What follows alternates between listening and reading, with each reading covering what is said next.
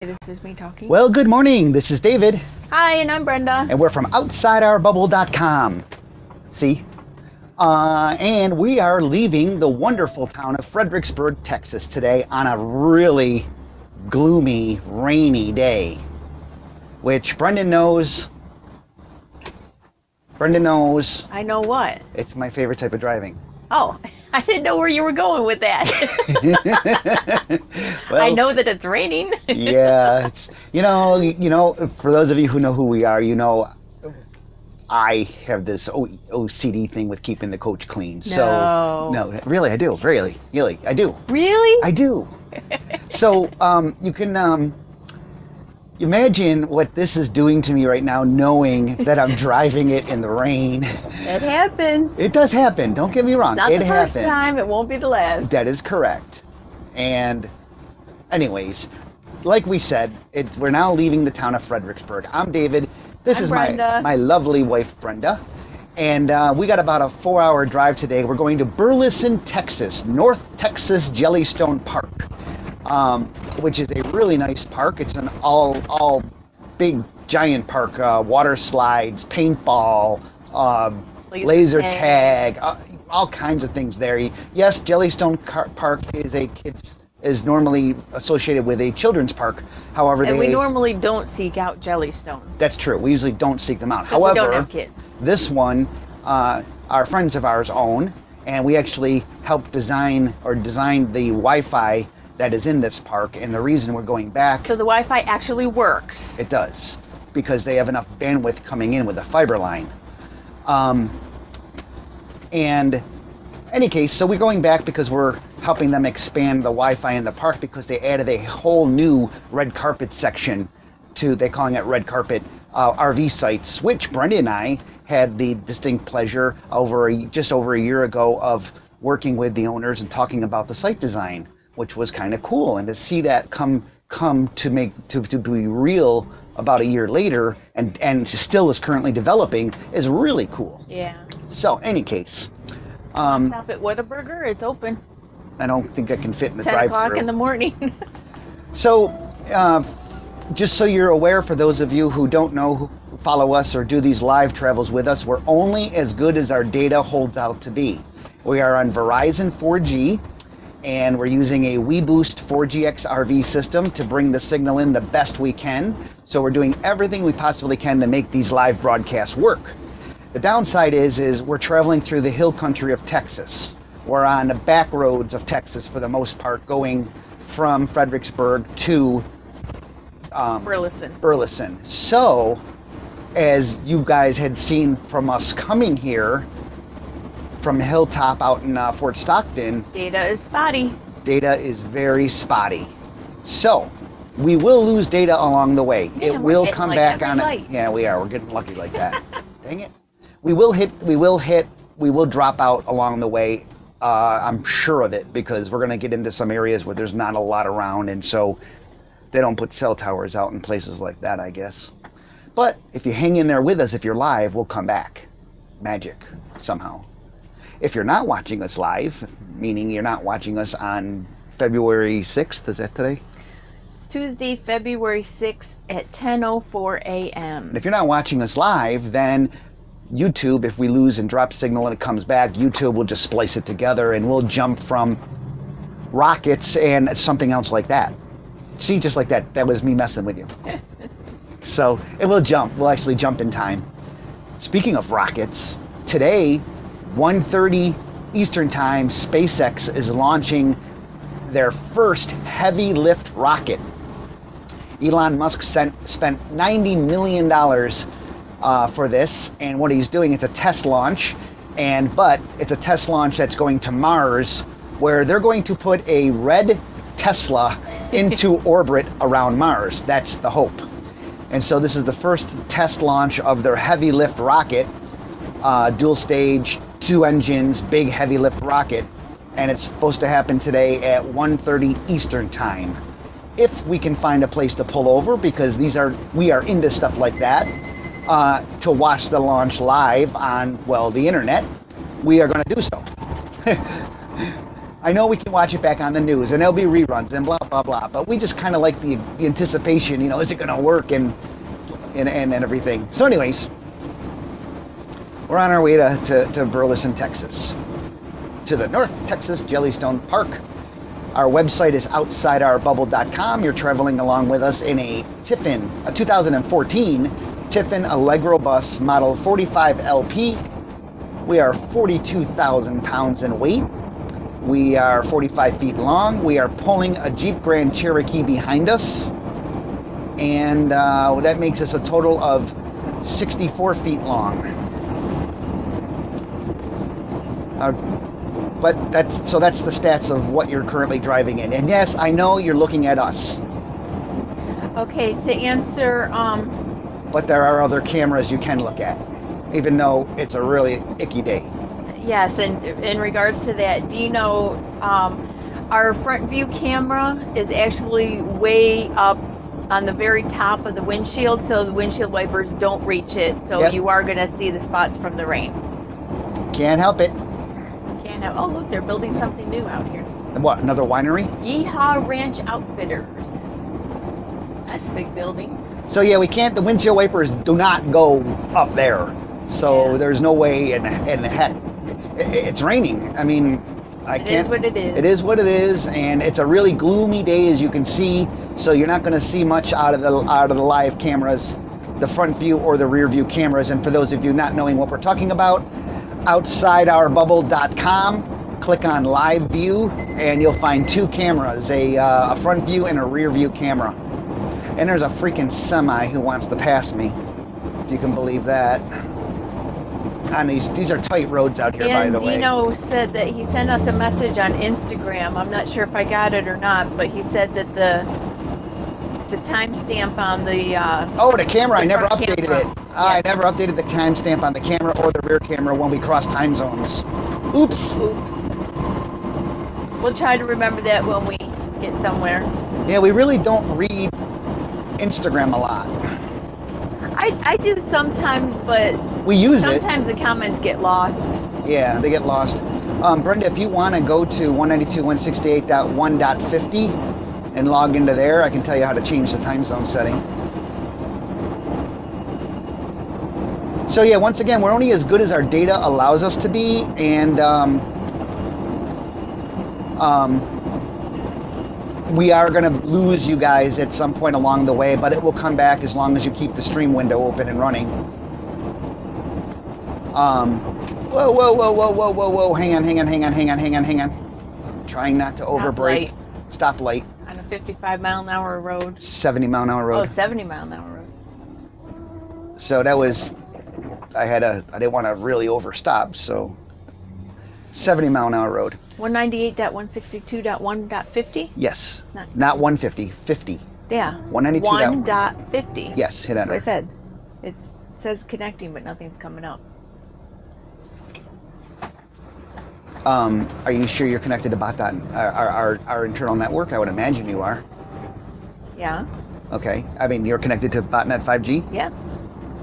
Well, that should come up then. There should be no reason that shouldn't come up. Yeah. Let me try again. Maybe you got lost in translation. I don't know. Oh, there's a house coming down the road. Yeah, I'm moving over. Says the site cannot be reached. Well, that just sucks. Oh, you can change the time later. Yeah, at least the camera's working. It's not a huge deal. I'm not sure why that wouldn't be functioning, though. I mean, you should be able to get to that. Can you get to 192.168.1.51?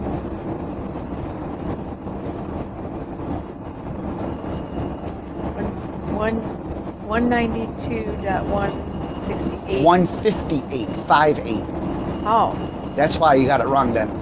158.1.50. Oh, actually, What? well, What is it? 192.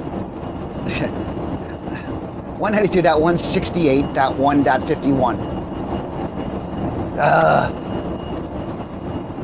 That came up. I got, Dot 51 came up. okay, I log into that. Camera setup. Yeah. and you'll find an area that has time zone. Yep. Just change that. All you gotta do is change the time zone to Central, and then at the bottom save it.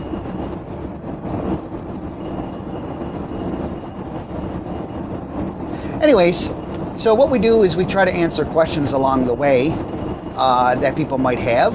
We usually get questions that we've gotten time and time again, but that's okay, because especially if it's your first time watching us live, then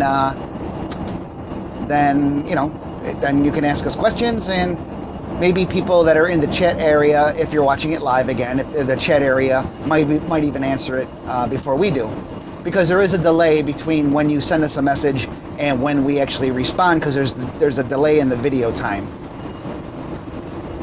Did you find what you need, Pumpkin? I did. Now I'm reloading the camera to see if it worked. It will, but it'll be a buffer delay. If it took it, it took it. So I wouldn't worry too much about it. But Yeah. you should be able to get to 192.168.168.1.50.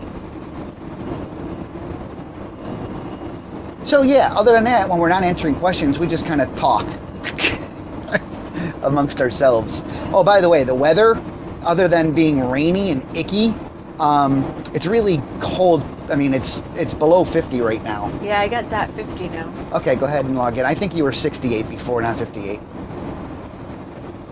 No, Or excuse me. It is. I thought you were 58 before, not 68. Excuse me. That's what I think happened. And it still says mountain time for some reason. So Yeah, that's a different camera, love. Oh, okay. It's a totally different camera. Well, see, I don't know the numbers. That's why you do it. That's why I'm like, I already changed it. That's the rear Okay. camera you changed. Now you're changing the front camera. Well, that would be why the front Yes, camera still showed that- the wrong That time. is correct. Have some more coffee, dear. I don't drink coffee. That's the problem. Right there. That's the problem. I don't drink coffee. And that's the problem.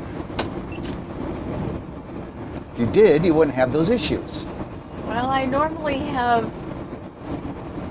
my slow morning wake up. Yeah, you do. That's true. So when we get up and we get on the road. Oh, Gosh. Look, the time's changed. Yay. Okay, Dino, there you go. There you go, Dino. Thank you, Dino. Thank you for letting us know. Kudos to Dino. Hey, by the way, if you don't know about this, when we travel earlier in the morning, like this is still early to us, we eat Pop-Tarts on the road. So if you have Pop-Tarts, get them out so then you can have breakfast with David and Brendan in the morning. Yeah, John says he's got his Pop-Tart in hand. There you go. See, exactly what I was just talking about. Good timing on that. It's a 70-mile-an-hour road out here, even though it's a dual-lane highway. They do things big in Texas, right down to their speeds. And so, but I am not, with this weather, I'm not anywhere close to that. I'm only 60 right now. So it might take us a little longer than expected to get to Burleson. Because it is just blah. It's blah. Your sister Linda's watching. She said, I never have understood how you can function without coffee. Hey, sis. How you doing? My sister Linda, giving her a shout out. She lives in East Rochester, New York, upstate New York, in the cold area right now, where we are not where we are happy to not be. Although today's a chilly day. It's only Yeah. supposed to be, what, in the 50s? Yeah, but she's going, oh, poor baby. Yeah. My sister Linda is my oldest sister of 3. I have 2 others, and I am the baby in the family. Hey, I'm 51 years old, by the way. I got my coffee, sis.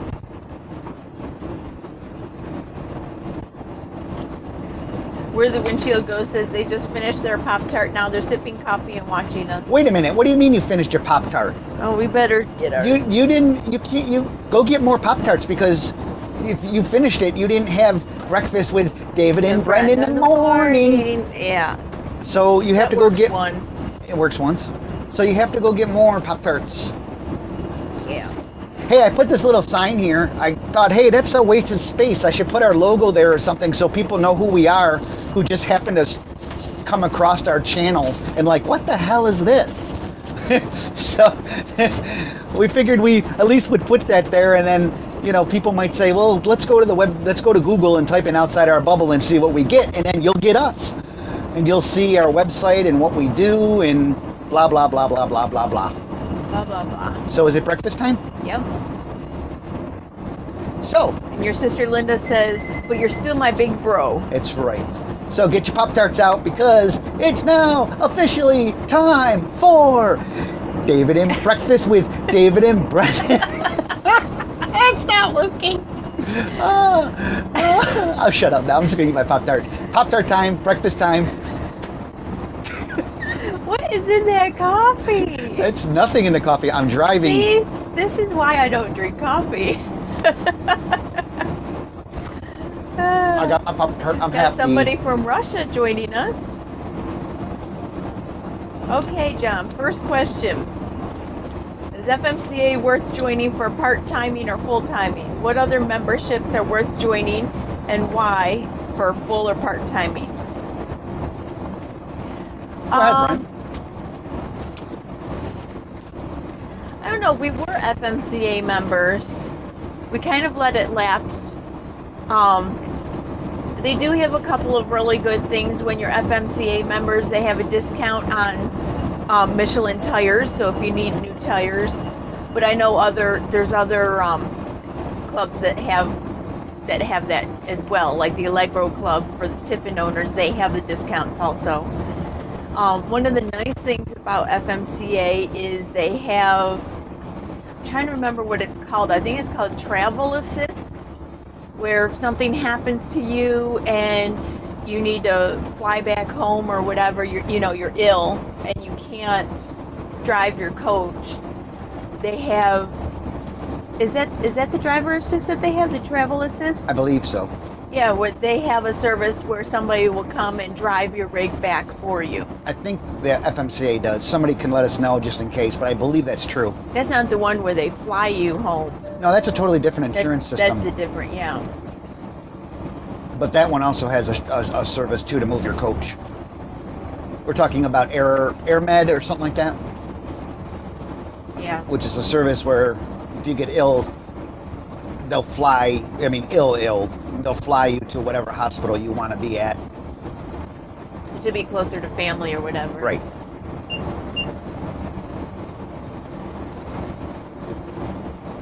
It's not 35 in here. I didn't see a sign for 35, did you? No, I didn't. GPS is telling me the speed limit in here is only 35. I can't buy that for a minute. It's a tiny little town, though. 55. I know right I came there. down to 55. Yeah. It doesn't make sense it would be Linda 35. says drinking coffee allows you to do stupid things faster and with more energy. That's my sis. I think you're the only one, sis, of our family. Well, the other two, Gail and Carol, who ever really check in on us like this. I don't think they ever do. No. Maybe Gail does. Gail does watch our. Gail does once in a while. I might post a video, and it might be 2 weeks or so, but we'll finally get a comment. Hey, that was a cute video you did on window awnings, which might have been 3 weeks prior. So she does get around to looking at them, I guess. I remember she made that comment. She watched the whole video of you doing that hush kit on the air conditioner. Yeah. Because she doesn't have an RV, but yet she watched the video. It was funny. Debbie says, yes, Travel Assist is the medical assist. Comes with membership. A person, I don't know your name, the person from Russia, because it's just a letter T. Would you ever ship your coach to Europe and travel there? No. No. Their roads are much smaller in Europe. We're 45, and he might have missed this part. Yeah. Our coach is 45 feet long. We're pulling a car behind us. That makes us a total of 67 feet long, 64 feet long, excuse me. And we're also, the coach, we're 42,000 pounds. So the roads out there, one, it'd be very expensive to ship our coach overseas cargo it overseas. But then we probably wouldn't fit most of the places. So now that you know that we're 45 feet long, which is whatever in meters, which all the rest of the world does but us, that gives you an idea of why we can't do that.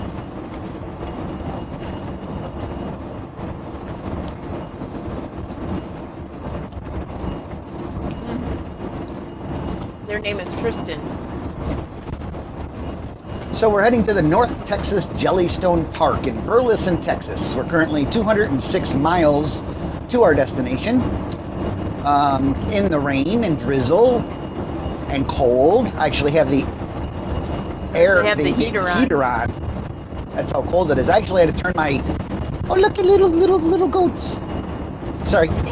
They're little. They're so little. The little goats. They were cute. They're like all baby goats. I actually have the mirror heaters on because they were fogging up on us. So in any case, Dino wants to know what route we're taking. No, we're not going through Austin. Right now we're heading towards Austin, but then we'll head north on, I think it was 281. That's what it was. We've done 281, yes, US 281 and 12 miles. Yeah, we've done that route many times. And 12 miles will be turning on US 281. So if you're over there, step outside, wave to us as we go by. Nobody ever seems to do that though. However, we did have a gentleman and his wife. We were driving on US 10 going to Picacho Peak State Park. Yes. And right before we got to Picacho Peak State Park, which we love by the way, we had a couple contact us that they were watching us live. They were driving, we were heading I-10 east, they were on I-10 west, and she was watching us on her phone or her tablet, and her husband was driving, and they actually passed us and saw us go by the other way. Oh, what a riot that was. That was so funny. They were hoping they were going to make it because we were right there at Picacho. Literally, they passed. That was kind of cool. Yes, Dino, Johnson City. That's where we're turning.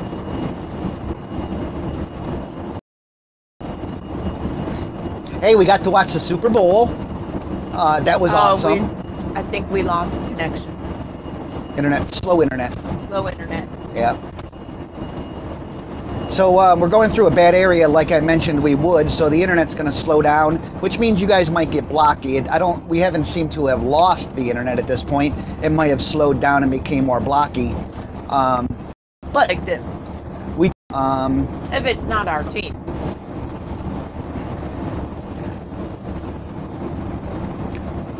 Reconnected again. So yeah, it's gonna reconnect and disconnect and stuff like that. So heads up, don't say I didn't warn you at the start of the show. But then again, if you're watching this from something big's on a playback, if you're watching this, then ones are going to be hard with the dropouts because we don't know exactly. When we drop out, we can tell we drop out, but we don't exactly know where we were sometimes in the conversation when that happened.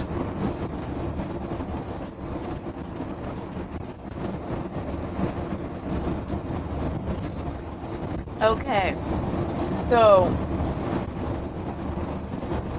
Debbie wants to know, have we looked at the new 45 MP bus? Huge sink and shower. It did have a big shower. It did have a big shower. I don't recall the sink. No, I think the kitchen, if you're talking about the sink in the kitchen, still much smaller than what we have. Yeah, our 45 LP. The sinks that they have now in those coaches, their big sink is, because there's a small sink and a big sink in the kitchen, their big sink is actually our small sink. Because we have 8 inches more in our kitchen, so we have a really huge sink, which I love. Love it. And that's one of the reasons why we haven't switched coaches and bought a new coach is we love this floor plan, and we don't want to lose that 8 inches in the kitchen because we live up front. We don't live in the back where they tried to add more room. Yeah, taking 8 inches out of the living space up front, I believe was just not a great move. Because you live in the front, like Brenda just said, you live in the front. You don't live in the back of the coach for the most part. The shower, though, is very nice. I totally granted on that. Yeah. Okay. How do y'all plan your route? Apps, maps, and do you take main roads or country roads like Route 66 as an example? Well, generally, if I'm like, okay, I know like today we're going to Burleson, Texas, first thing I do is I look at Google Maps on my computer and figure out a good route that way. As far as back roads, you've got to be careful with big rigs because there'll be weight limits, there'll be height restrictions, you might get low bridges. And one of the things, if you want to do back roads, one of the things I suggest is you get a motor carrier's atlas, and this highlights all of the routes, all those orange highlights. Those tell you what are safe for big rigs to go on. So if they can fit, we can fit. That's the general rule. What do you need, love? My driving, Your orange glasses? Yeah, my fog glasses. Got them right here. Is that them? No, I think they're in this bucket. That's why I asked you what you were doing. Hang on. It's gotten really, really foggy, and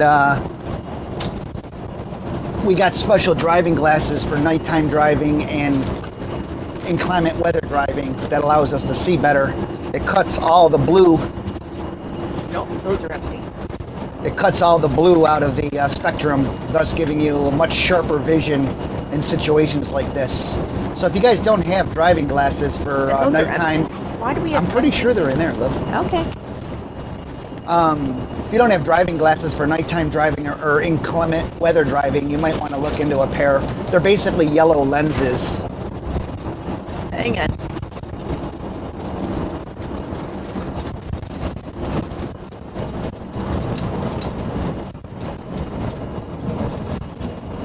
We've just got so many sunglasses in here. I got. Okay, then we got to go through them and get rid of what we don't need. There they are. I knew they were there. See, I was correct. You were right. Make sure if you buy special driving glasses for daytime, nighttime use, that they're also polarized. I just put these on and now it's like really bright out, which is awesome. Totally awesome. It cuts all that blue spectrum out, and it's very bright to me now. I can see further. I can see more detail. So yeah, if you don't have, that's a tip. That's a tip. So if you don't have driving glasses, daytime and nighttime driving glasses, get yourself some. Okay. Oh, they look like this. Oh, I can't put it in front of the lens. I'm too far away. You need to drive, dear.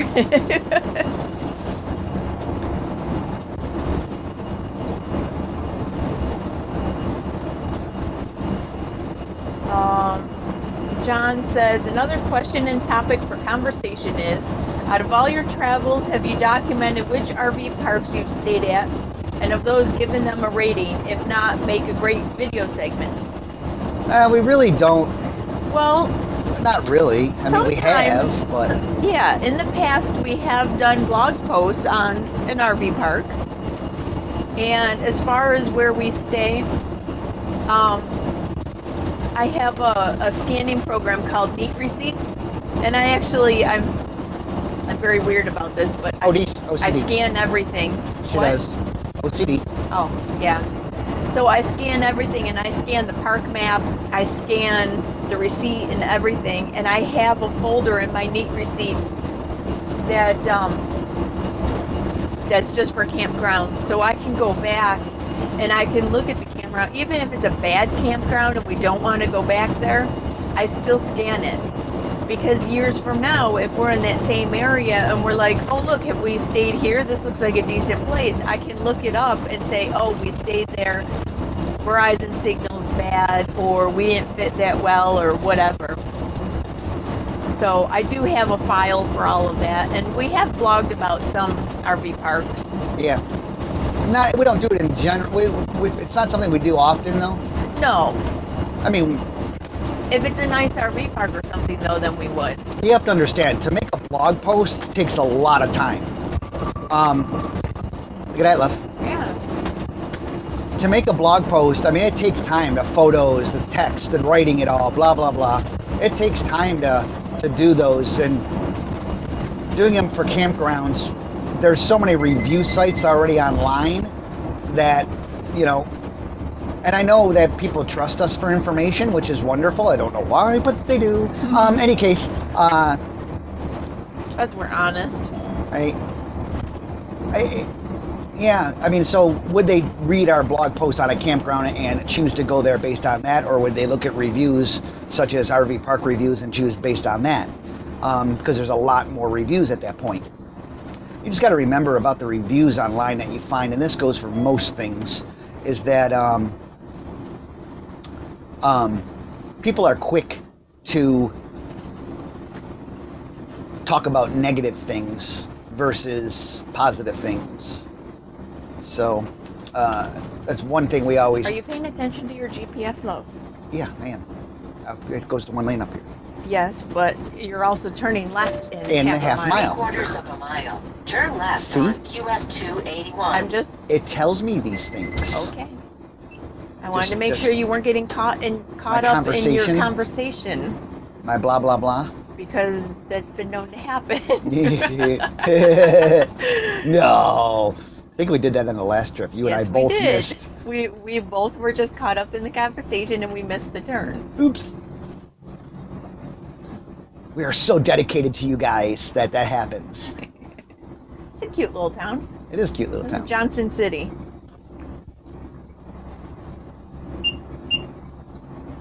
Beep, beep. Like I was hiking, big backpack and stick and just walking the road. Okay, we're going to be up here. We're turning on to 281. Yep. US 281. Let's see if anybody's out here waving at us.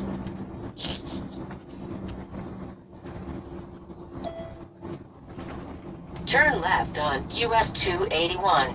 281 north. Yep.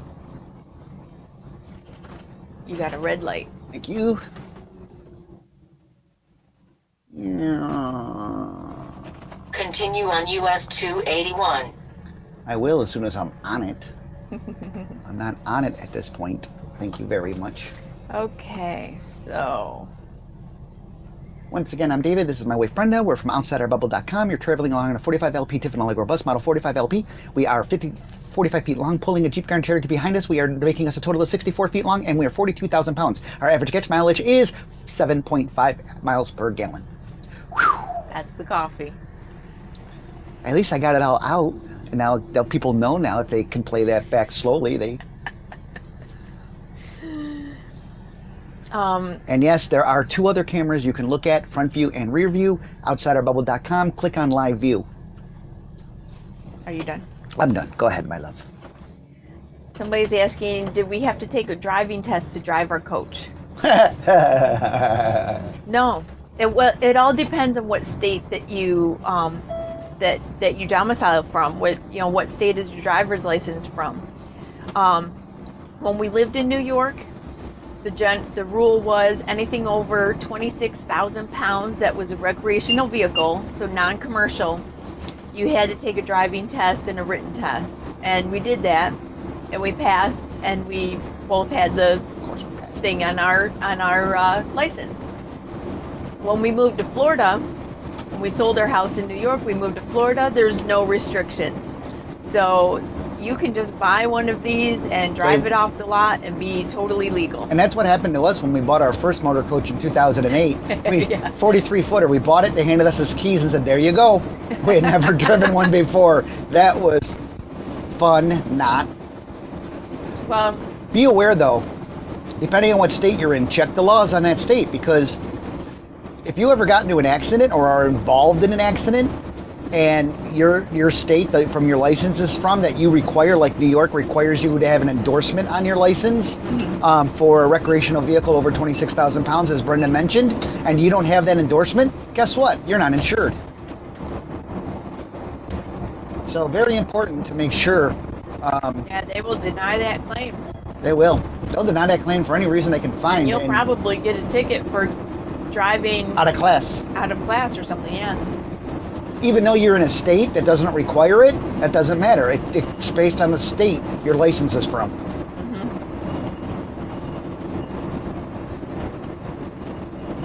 Dino says we may run into some construction in Marble Falls. For some reason, Dino, we always run into construction in Marble Falls. Last time we went through there, they were working on that bridge. So.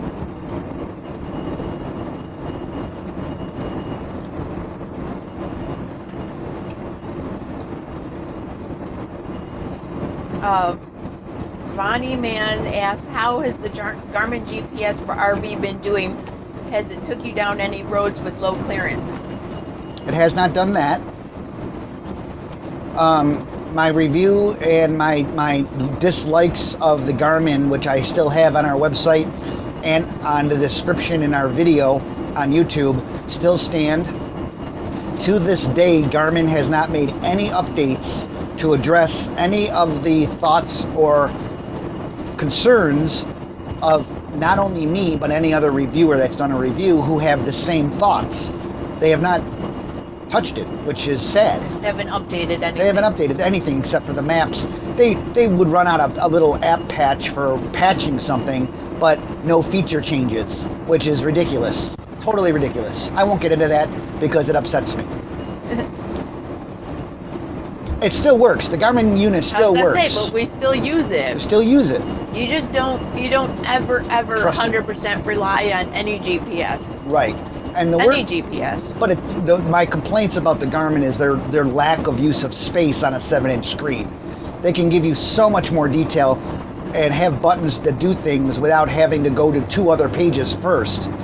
It makes zero sense not to give the driver the options right there on the screen to do something without having to go 2 or 3 screens deep to get something that you would normally want. Oh, Corey's leaving us. Bye, Corey. Oh, Corey, wait, before you leave. Show him. We can't never. Corey, wait, I hope you haven't left yet. Dang it, we totally forgot. I did. Right here. Okay, Corey. You've added to our snack food bin. We now have caramel M&Ms. So thank you, Corey, for turning us on to yet another chocolate candy thingy that we kind of got addicted to. Like the pretzel M&Ms. Oh my gosh, the pretzel M&Ms are good too. Yeah, those are good too. But we never heard of the caramel ones until you mentioned it, and now she bought some at the grocery store, and yeah, you're right, they're good. Yeah, dang it, they're good. Dang it. All right. He says he'll watch the whole live stream later, so if he's already gone, then he'll see it later. Stephen wants to know if we're both retired and are traveling, or do we make a living while traveling? Yes. Semi-retired, still make a living on the road. We do not make any money from our travel blog or YouTube. Well, I shouldn't say any money. Semi we don't. Keeps coming over in our lane. Yeah, I noticed that. I shouldn't say any money. There is $100 a month maybe from YouTube. The Amazon affiliate link sometimes if we do something, but that's minimal. Yes, but we don't do this. Jeez, buddy. He's just all over the road. Swerving. I'm afraid to go by him, but I have to at some point because I can't get by him. I think now's your chance. Nah, I'm trying right now. He's just swerving left and right. He's just not paying attention, and he's swerving all over both lanes. Gunning it. It's gunning it as fast as you can gun a vehicle this heavy. Ooh, okay, I got by that guy. Thank you. Okay, so we were talking about if we're retired or not. Yeah, we're semi-retired. I became semi-retired back in October 2011. Yeah, we became semi-retired back in October of 2011 when I was 42 years old. We make money online still from 2 websites, dbstalk.com and tivocommunity.com. They're both community forums, and we make money in the advertisements on those pages. So nothing RV related. So really. nothing RV related. We don't make money per se from this blog, our OutsiderBubble.com blog, or our YouTube channel that you're watching us on. Yes, there are ads there, but the amount of money, we don't do this for a living. We don't market ourselves. We just started doing this originally so our family can keep track of us, but then we started helping other RVers with tips and updates in regards to changes you can make to your motorhome, and then review videos. But we don't make money per se that's livable on that. Now, there are YouTubers and RVer people that do make a living doing RV related blog posts, but they market the hell out of themselves. They do videos like every 2 or 3 days, and That's exhausting. It's exhausting. We do it as we can to help others, and so there's a big difference between that and other bloggers. For example, we don't the products that we review, we buy. We don't ask for them. We buy them because we have a need for them, and then if it's a decent product, then we say, hey, other RVers might be interested, and so we do a review on it. It's nothing that was sent to us. Other bloggers, they may get paid to talk about a product. Yeah. So it's not to say they all do. Not but to say no. You're correct. Yes. You're correct. But there's so many people out there now doing RV blogs and RV videos. It's just the signal to noise ratio of this is just getting worse and worse.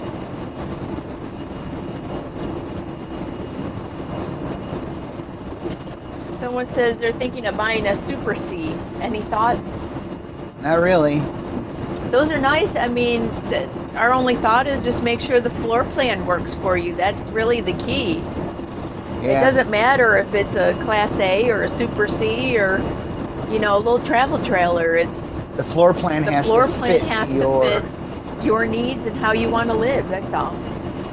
Well, that's not all. That's the biggest part of RVing. It's like one of the number one mistakes new RVers make. Yeah. Is they go to a show, for example, an RV show, and it's like, ooh, and they glitz in the, because they haven't really been in the big rigs or the Super Cs before, and they're like, oh my gosh, look at this. And they just buy one without thinking about, the television's in the kitchen.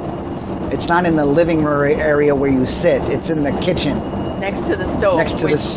Makes no sense. Which we've seen RVs like that. Or the refrigerator. I don't get that one either. Or it's right next to the refrigerator, to the point where you open the refrigerator door, it goes in front of the television. Yeah. And we sit there and we're like, how do people not notice this? We're big TV people, though. Yeah, but still, it still makes no sense to put a television. No, it doesn't. There. It doesn't. Anyways, so floor plan is the key. Floor plan is the number one key to being able to live in. And our suggestion, it's going to sound really weird, but this is what you do. When you think you found a floor plan that you like, an RV that you like, or a motor coach, Class C, Super C, Class A, whatever it is. Well, more so on the larger ones, this suggestion goes to. But the suggestion is go to the dealer and ask to stay in the RV like 6 hours. We've done that. It sounds weird, but you don't. Pretend you're living in it. Pretend to get in a shower and take a shower. Don't take a shower. Pretend to. Yeah, they might frown upon that. Yeah, they might frown upon that. But lay on the couch. Take your shoes off. Lay on the couch. Kick it up. Watch television. The TV on, yeah. Pretend you're cooking. Where are you going to put the dishes? Where are you going to store your clothing? Pretend all this stuff and see if it actually works for you. You can know a lot in those 6 hours. And it sounds like a lot, but when you sit in there for that amount of time, you really get the feel for the space. You do. And it sounds like, that's just crazy. Who would do that? We would, and we have. And if the dealer won't let you do that, then that's the wrong dealer. Because the dealer needs to realize too that this is a big decision. This is a big money decision. Yeah. To a lot of people, this is it. It's a big decision to spend money on something like this. So, anyways, there's our thought on Super C. We don't really know. We don't own them. We've seen them. We've been in them. Friends of ours own them. They can pull a lot of weight. Super Cs on those Freightliner chassis, it's a semi front end for the most part, and so you can pull a huge trailer. It's got a really good pull ratio or tongue weight and pull power. So that's a plus. Torque. That it's got a lot more power because it's a semi type chassis. So if you're into toy hauling and you have a lot of toys and stuff you want to haul around, and you have a big trailer to connect to the back of it for all that power. There you go. That's one reason. Okay. Bill wants to know, he's going to the Rio Grande Valley from STL, I think it means Seattle. May need to fly and get a certificate of veterinary inspection for your cat. Have we ever needed this document for our cats? I know some states waive for cats. We haven't come across it in the U.S. Only crossing the border. Only crossing the borders you need certificates for the pets. The only thing really that you will need is proof of their vaccines. Yeah. Proof of a rabies shot and stuff. As far as traveling with dogs, be aware that some RV parks require you to show them certificates. Some RV parks, mostly not. They will ask you if you have a dog. Some RV parks don't allow what are considered to be mean dogs. Classifications like Rottweilers and what have you are classified. Which is a whole nother conversation. Yeah. But they don't allow certain types of dogs in the park. And some RV parks we have seen require you to show vaccinations on their dogs. Well, and some RV parks also will limit you to 2 dogs. Yes. So if you travel with 3 or 4, then you may not be able to stay there, or you may have to pay extra. Yeah. So, but as far as cats go, only time we really needed anything for our cats is crossing the border. Yeah. Yeah, and the RV parks, as long as our cats are indoor cats. They've always been indoor cats, so they don't go out roaming around. There's some people that travel with cats that put them on a leash and walk them. That's perfectly fine. But, again, the RV parks really... When we check in and they ask, do you have any pets, we say no usually. We usually say no, because our cats don't leave the rig. They're indoor cats and they don't really bother anybody. No.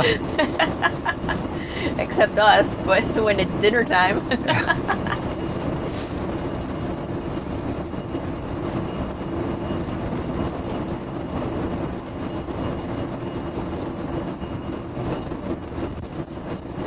Okay, so this person, following up on their previous question about driving tests, do you have to borrow a coach to take your test in, or is there companies that provide them? That's the clincher. Normally, that's the strange thing. That's the you have to buy one. Usually, you have to own one before you take the test, because nobody's going to loan you their RV. You take the test in the RV that you bought. Yeah. So it sounds really weird, but yes, you buy the RV. You drive to the. you buy the RV, you drive it, you get used to it, whatever, and then you take your test. And there's leadway, I would have to imagine, for that. Yeah. Because you're going to take the test in the rig you own for the most part, and because the rigs vary. Yeah. So you're talking. Heck, if, for example, I'm sorry. You might as well take your test then in a 36 footer, because it's going to be a lot easier to take your test in a 36 footer, and it's over 26,000 pounds. Than a 45 than footer. A 45 footer. It's a lot easier. Because when they ask you to parallel park and K-turn these things, it's a bitch. I'm only kidding. They don't do that. Heck, I can't even parallel park the Jeep. I always find a spot I can just pull into. That's one thing I could just That was never a joke. They don't make you do that. It's more or less the air brakes and whatever. Marcelo's checking in from Argentina. Hello, Marcelo from Argentina. He checks in with us. Seems to watch our drive videos quite often. Kurt wants to know, who did the artwork? Looking great. The artwork? Are you talking about this? I think so. That's our logo. We've had that logo for years and years and years. Outside our bubble, That's actually our old coach, our 2008 Tour Master, bursting out of that bubble. Yeah, so it's it's kind of hard to see because of the brightness and everything. But that's good on my screen though. Any case, it's a bubble, and our RV bursting through the bubble, outside our bubble, bursting out and getting out and seeing this wonderful country. But you found an online company that Yeah, I found an online company that made that for us. I think it cost us. You just describe what you want, and then they come up with different samples. And then once you find a sample you like, you work off of that. Yeah. And I think it cost me $79 to get that logo made. Yeah. It's not expensive. Had it for years and years and years though. Then I had it animated from a gentleman who animated it for the starts of our videos. We had the bubble come up and then burst into a bigger bubble with the RV coming out of it. Anyways. Yeah, so Debbie says they've sat in coaches too for an hour or so to get the real feel, and she also suggests to look at the storage space. Oh gosh, yes. Storage is a huge part of it. We've been in and seen some beautiful coaches, just to, you know, at shows and stuff, just to look at. And I remember this one. I want to say it was a Newell. I mean, it was a Prevost. Was it a Prevost? So it was a Prevost. $1.2 million. Yeah. So we were just looking just to look because it was pretty. But that was one of my first things. Was I went to the kitchen and I'm looking at the cupboards. And first off, the kitchen had 2 cupboards above the sink. And that was it. And I'm looking at the cupboard and it was so narrow, wouldn't even hold a dinner plate. So obviously that wouldn't work, but you know, the 1.2 million wouldn't work either, but well, yeah, not that we would spend it on a motorhome. No, and there are some people that live full time in those coaches, and that's fine. But yeah. It's again what you want. That's why we always advocate floor plan, because if the floor plan works for your lifestyle, if these people are going out to dinner, you know, every day or whatever, that's fine. But we cook, so. I threw that logo there. I just came up with that idea last night, actually. I did that because it's just wasted blank space there. That black cloth you see there is because, when it's sunshine out, that this dashboard being tan reflects a lot of light and it turns the aperture down on the camera and we become very dark. So this is just a cloth up there to cut down on that. And then the logo, I said, hey, that is kind of wasted space. Let's just put our logo there so people who don't know who we are might then go to outside our bubble, type in that in a search engine and see who we are. Yeah. So, Jeffrey, I think he's referring back to the Super C. He said the engine noise is the negative thing about them, like driving a truck. Yes, yeah. I can see that because the engine's right up front with you. Yeah. Stevie Spears Photography is checking in from Scotland. Wow. He says, me and my better half are going to the Scottish Caravan and Motorhome Show in Glasgow this Friday. Just listening to you guys makes me want to get a motorhome. Our thoughts have always been, you can always buy another house. You may not always be able to travel. So do it while you can. There's a lot of people out there that, and we were like this too. You work. And then for us, we were working at home. So we realized, what are we doing? Let's just go out. And the technology's there that we were able to travel and work. All of our... since 2002, everything we've done is online. Yes. So our businesses we're online. Light traffic on your route. So our businesses were all online and still are today. Yes.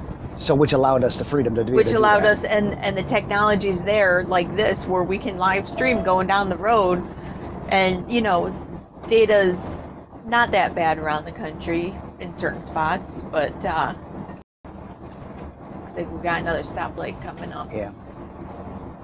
It's a pretty little area. This is a very pretty area in the hill country. We're way up here too. I love the hill country. Oh, look at the mesa. You don't expect to see those out in middle of Texas. Yeah. Wow, I remember this town. Sorry, we're distracted.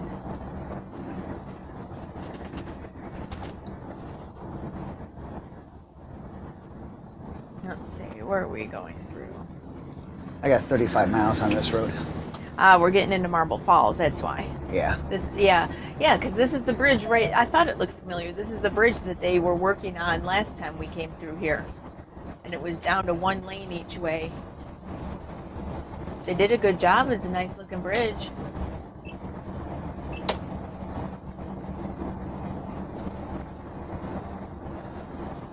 Cute town.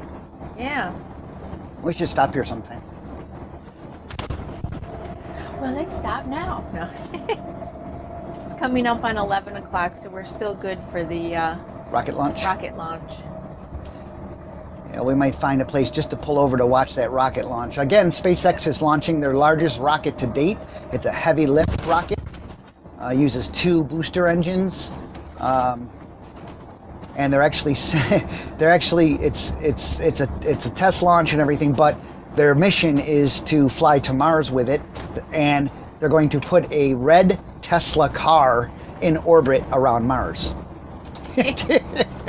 Why? Because they can. $90 million. Well, it's a test launch, I guess. They figured they might as well do something with it. Why not do something with it? So it's $90 million. This rocket is. This is their first test of a heavy lift rocket. So that's on at 1:30 Eastern time is the launch. This is a cute little home decor and furniture shop, and they've got all these plastic pink flamingos out on their lawn. Sorry, that just was funny.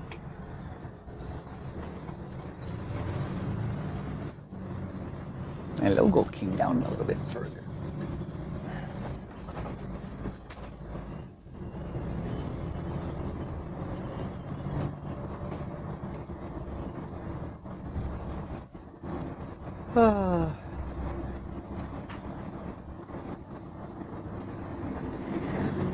Just checking things while you're going through the town here. Yeah, I'm not talking a lot right now because I'm just really paying attention to traffic in a town. We got a dual lane highway and people pulling out of places and shops and stuff. And I always stay in the middle lane then in this particular case. Yeah, if you're in the, we found that if you're in the right-hand lane going through a town, a lot of times people say like, oh, there's my turn, and they'll put their brakes on and turn, and then you're stuck. So you get less of that here, but then you get the people who are trying to turn left if there's no center lane, but you just got to figure out the best. Looks like I need a couple pounds of air in one of the tires. We're not linking air. It's all the same. It's just that it's like 4 pounds lower than the other tires.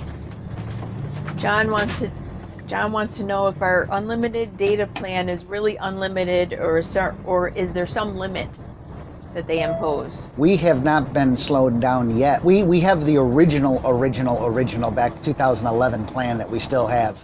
Yes. So we still have the grandfathered unlimited plan that people talk about that they covet. We still have that. And does that mean that they can't cap us or slow us down? No. But we haven't found that. No. They do. We've used so far during this data cycle, we've used like 88 gigs so far. When we do stuff like this, it's a lot more because right now we're transmitting out, so that counts as outgoing data. And Brenda has the computer open on a live video stream, thus we're getting more data. You might want to actually click on the little gear icon and slow that down so you don't take so much data. So you don't have the high def image. Click the little gear thing and make the image look bad by slowing down the bit rate. Because you're pulling high def. Are you talking on YouTube or on your computer? On YouTube. Click on the video and you got the little gear down there. You can set. It's right now HD. Yeah, slow it down to something else because then you'll use less data. The image won't look as good, but that doesn't matter right now to us. It only matters to you all. Okay? It's lower than 720. You can even go lower if you wanted to. Just understand that the image will look different. But I would rather not use all the data, like that if we don't have to.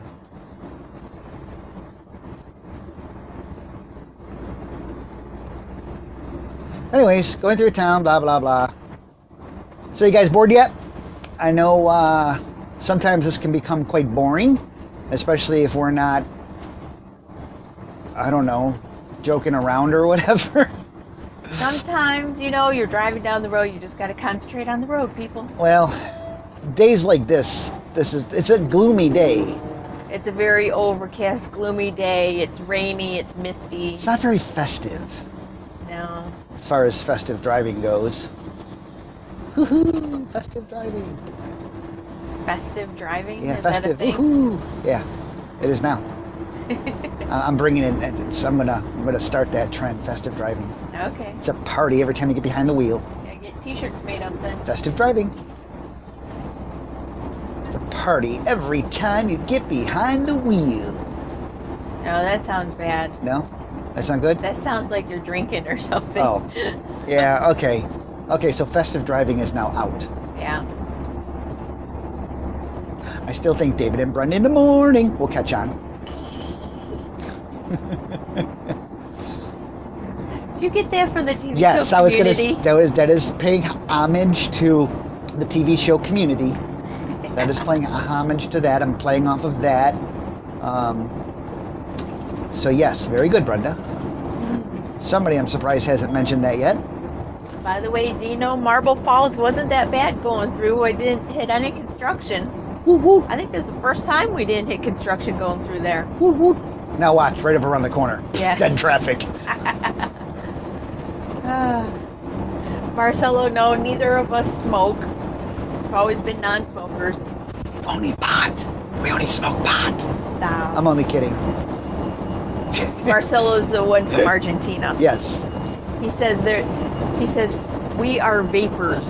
Vapors. That's a big thing. I don't know how big that is up here, but that's a big thing.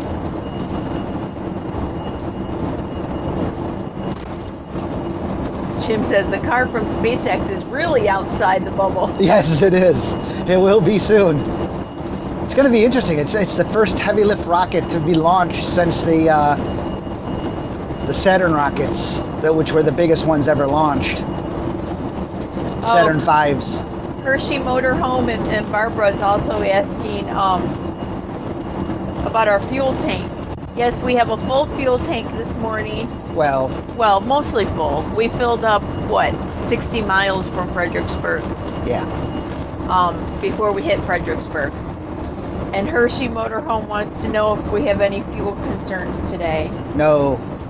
No, our Only fuel concern I have is my bummed out looking at our mileage.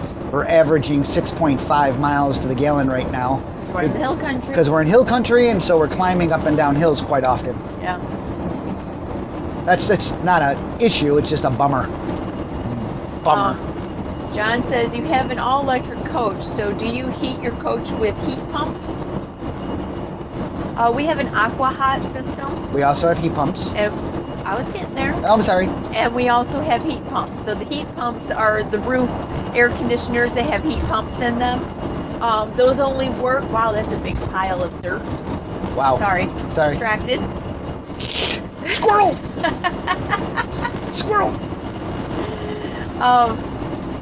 The heat pumps only work if it's like 42 degrees or 40 degrees and above. 45. 45? Something like that. It's Something a 40 like that. number. So They if only you're work- below that, if you're like up north right now and it's 2 degrees, you can't run your heat pumps. They just won't work.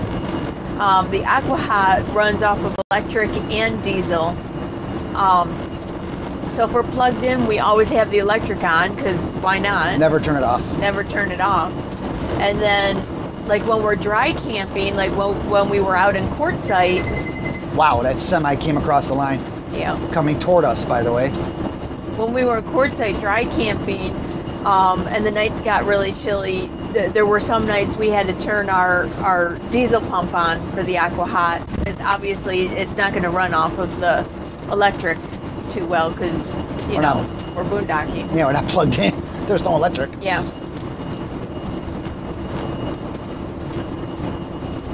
We like having an all-electric coach, by the way. Yes. People ask, would we want a propane coach? We had a propane coach. I much prefer this. Yes. Storage space for one. I don't have this big giant propane tank taking up space, nor do I have another concern of another fuel source that I have to make sure I fill up on once in a while. So I much prefer having an all-electric coach to having propane on board.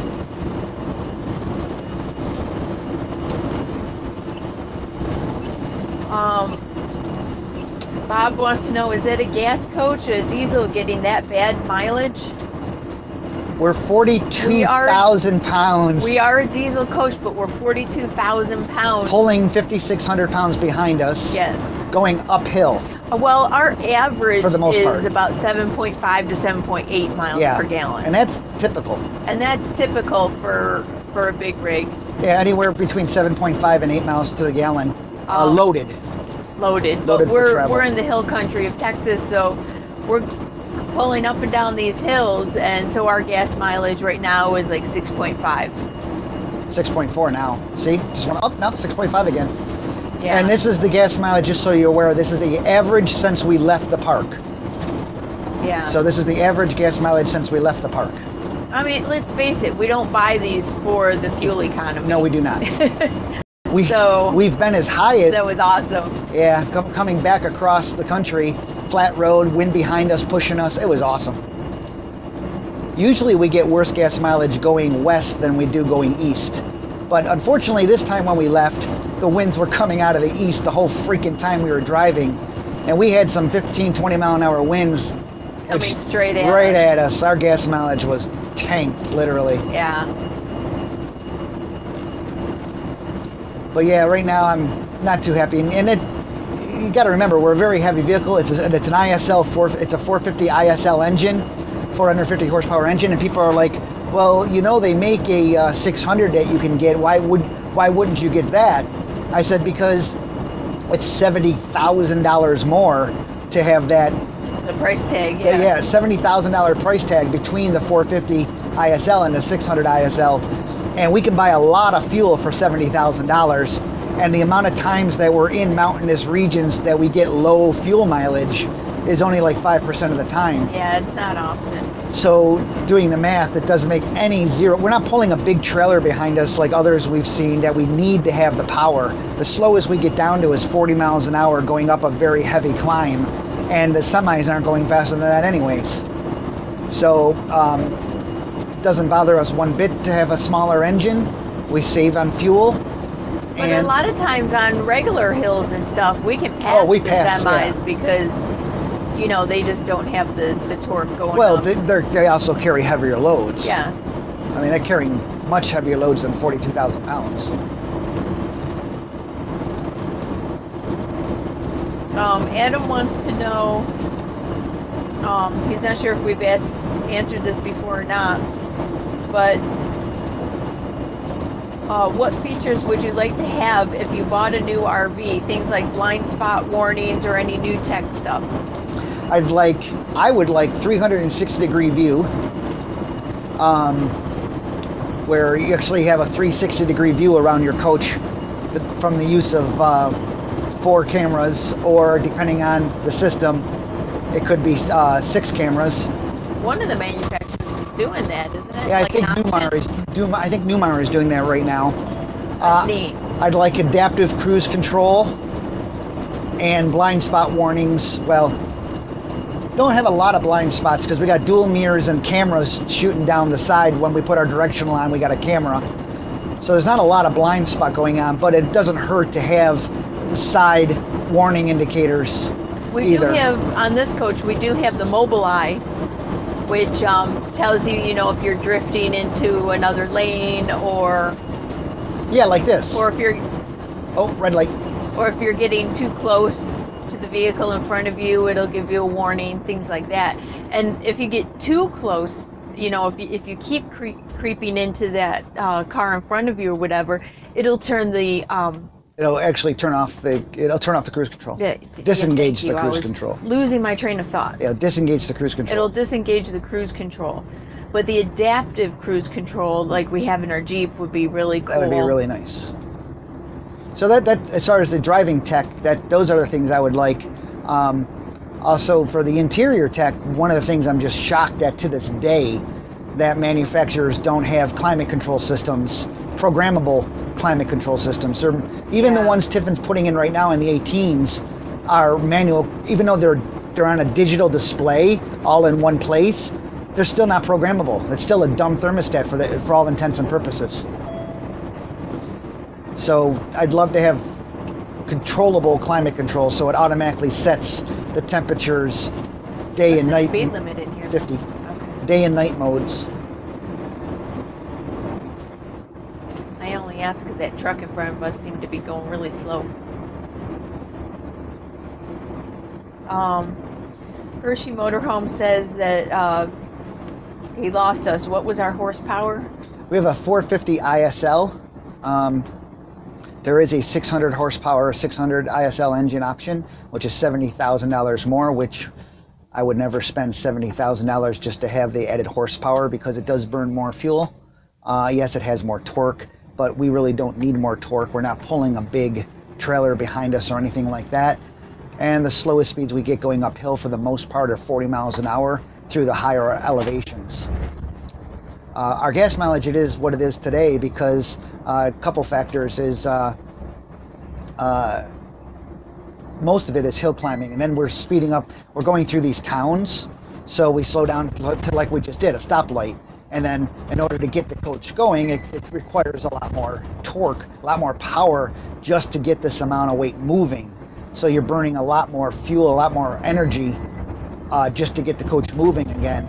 And then if you had which we have had, you got the worst effect is that when you're stopped at a signal, you have no momentum built up to get up that hill. So you're burning a lot of fuel and power just to move this thing. So anyways, but I still would not spend $70,000 for the cost difference between the two engines. It's not just the engine, it's the engine and the transmission. I can buy a lot of diesel fuel, like I said, for $70,000. But I am not happy right now with the fuel economy because of what's going on. It just bums me out. But I know it's normal for the, for what we're doing, the type of driving we're doing right now.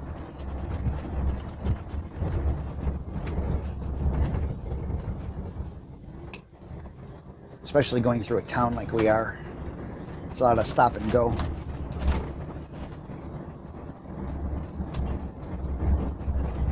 I'm just looking, it looks like the SpaceX launch was delayed until 2:20 Eastern Time. Okay, so for those of you So that following would be along, 1:20 our time. 2:20 Eastern Time, the launch has been delayed.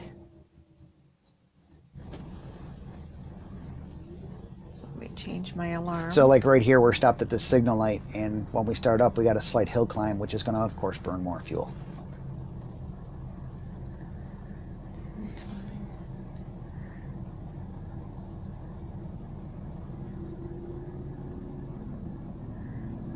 Okay. Yeah. I have an alarm set on my phone to go off so we don't miss it. Ooh, David, look, that guy's door just flew open in the back of that. Oh no, I hope there's no animal back there.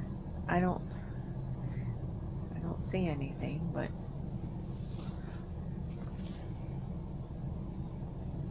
I just put one of my trip computers on to instant miles per gallon, and when I start up going up this hill, we'll see what we get. I mean, it's not a super hill, but it's still a hill. So right now, just trying to get this moving, it's 0.7 miles to the gallon. Just trying to get the coach going. Okay, 1 mile per gallon. Now we're hill climbing, 1.3 miles per gallon, 2 miles per gallon. As you can see, it takes a lot more out of it. 2.2, and now we're crossing the hill. Now we're going slightly downhill, and our gas mileage is now popping back up. 7, 10, 22. So it is a true average of what's going on. And so our average that we look at is overall average since we started the engine to leave for the day. And right now that overall average is only 6.3. It just lowered down because, again, we just started up and all those figures that we just used were calculated in. School zone.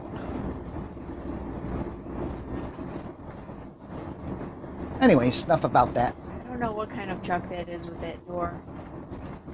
I don't think that's is that an animal carrier? I don't think I so. thought it was a horse trailer. No, I don't see a horse. That's not a horse trailer. There's no door for a horse, though. Okay. It's a trailer thing. Some kind of work trailer or something. It's got an air conditioner. You saw it open? Yeah, I saw the door fly right open. We don't have a window. We can't tell them. It's a rental. It's a rental. Well, and my window's tinted, so he won't be able to see me anyway. Yeah. I already thought about that. Boy, look at that fog coming in.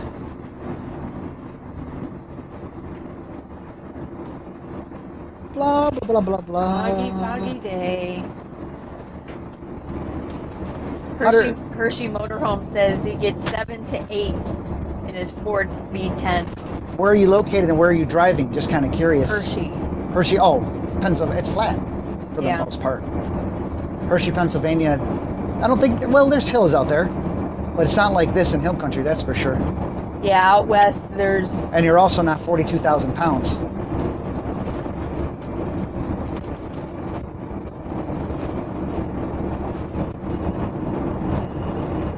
All depends on the vehicle, that's for sure. Gas, diesel, whatever.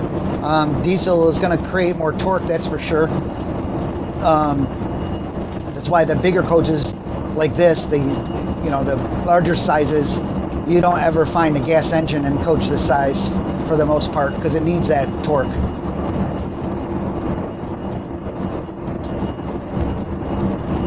There's so much torque in these engines, even this one. If my tires on my Jeep were all locked up right now, I would never notice it. I would just drag it. We've seen that happen, by the way. We've seen people drag their vehicle. Yeah. Start up to leave to go somewhere, and they were dragging it out of the park, never knowing that they were dragging it until they were flagged down. They never took it out of park. Oh, you coming over, Whisper? Oh, good job. Whisper's joining us. He's our 19-year-old boy. Hey, buddy.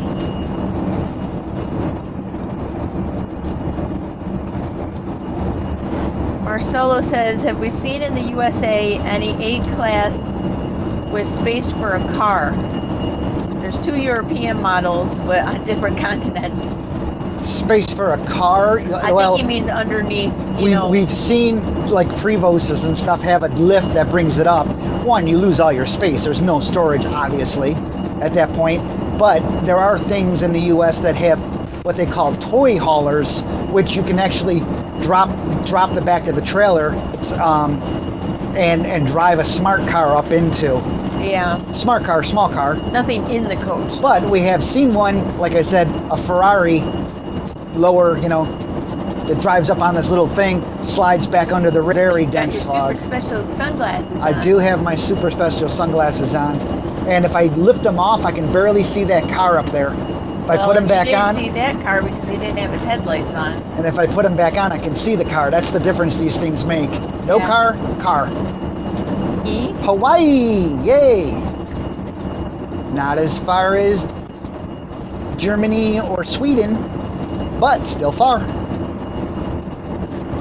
Well, Marcelo's in Argentina. Argentina, yep. We've had Saudi Arabia, Afghanistan. The guy in the oil rig in the middle of the ocean in Denmark. It's one of my favorite stories. Peter, watching us on an oil rig out in the sea off of Denmark. You gotta lay down. You gotta lay down. Oh, now we got the Netherlands. It's just amazing. Here we are driving in the fog, 65 miles an hour, out in the hill country of Texas, broadcasting, I hope, in high def, and people from all around the world are able to watch us and talk to us live. This is getting really thick. Yep, I'm going to start reducing speed. Yeah, I think that might be wise. Okay, I'm now going to drop speed because this fog is getting... I can't see far enough ahead of me now if I needed to panic stop that I would be able to do so without locking the tires up. So I have to slow down at this point.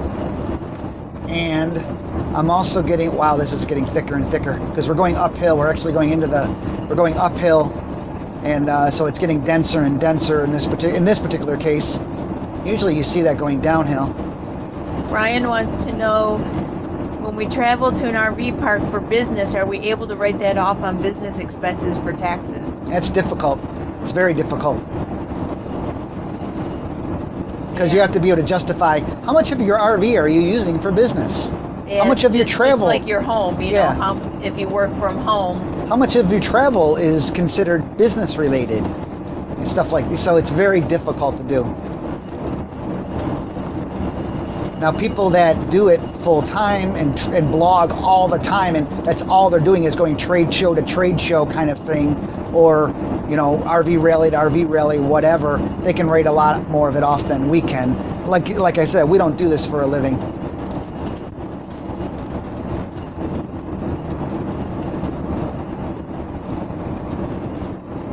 I think this is some of the densest fog we've ever driven in, I think we've been a little heavier. Now I'm going to say that it's going to get thicker. I have about 200 feet of visibility. Mr. Biggie says it's a 70 miles an hour road. I've dropped 75 mile an hour road. Take that back. I'm down to 55 mile an hour road. My visibility is about 200 feet. Mr. Biggie says, did you guys ever start out with a smaller camper? Heads up. That's the mailman. I saw his flashing light. Yeah.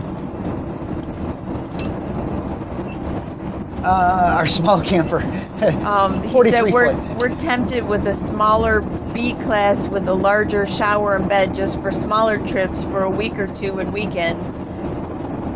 They're 10 plus years away from retirement. Smaller, you know, if you're just doing weekend getaways and stuff like that, sure, smaller rigs are no, I would not have any issue whatsoever with a smaller rig for doing that. Thank you for getting hair all over me, Whisper. Go lay down, buddy.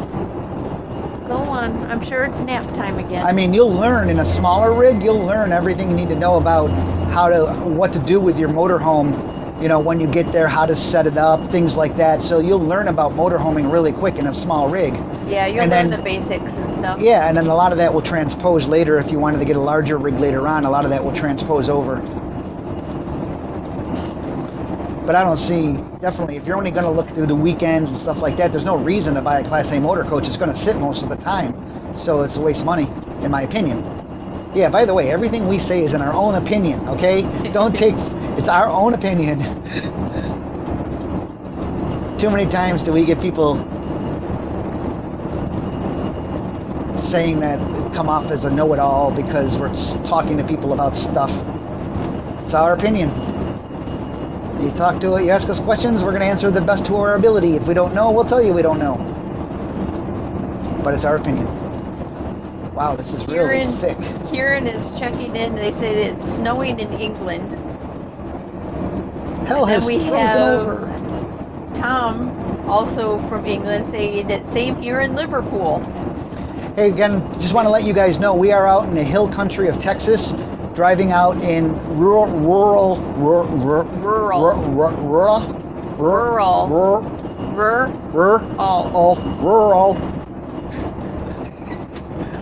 areas. Oh, I love you. Stop. Rural areas. And so our 4G data, which we have to rely on for this to work, can come in and out, especially when we're out in the middle of nowhere like this. I can't tell you if this is good or bad right now because I can't see any cell towers because I can't see through the fog. So I usually try to spot the cell towers to know how good we're doing. Can't do that today.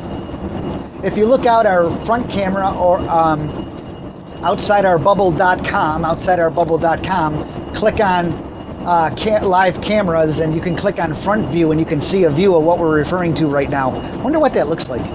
You were just going to go there, weren't you? Yes, I was. Yeah, outsideourbubble.com, click on live cam, click on front cam or dashboard view, and you'll see out our dashboard. Understanding it's a lower res image because I'm saving bandwidth for this camera.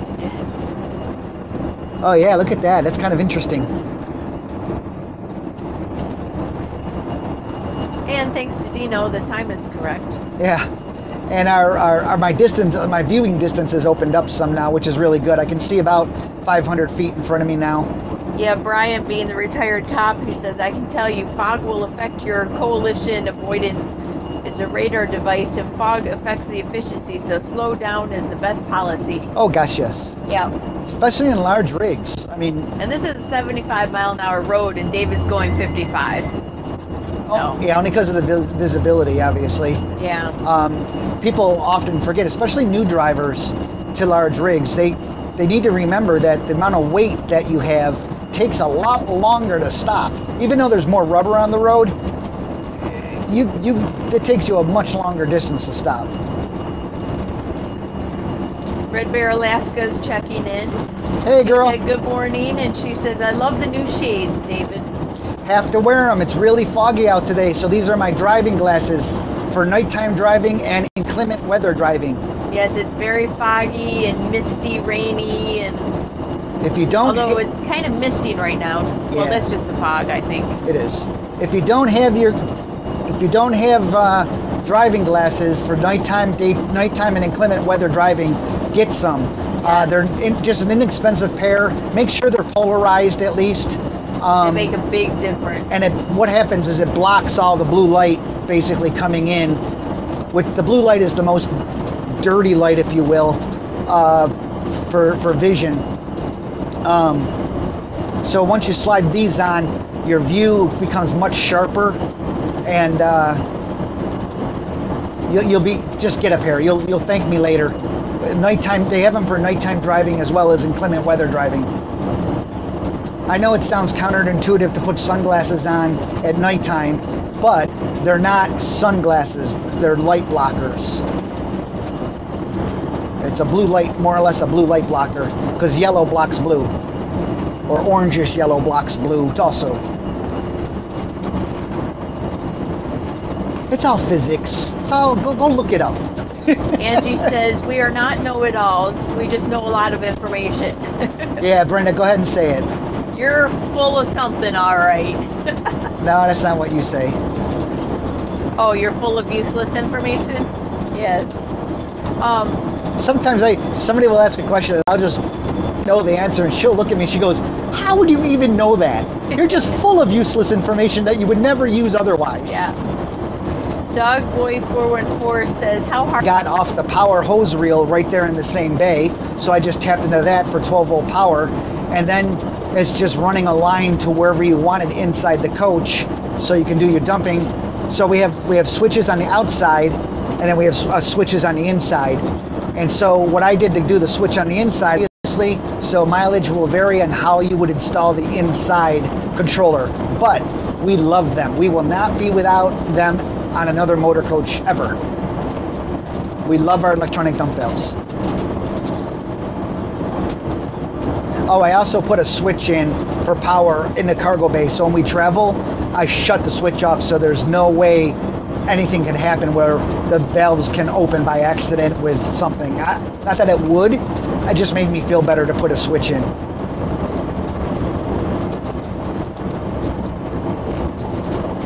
Power switch.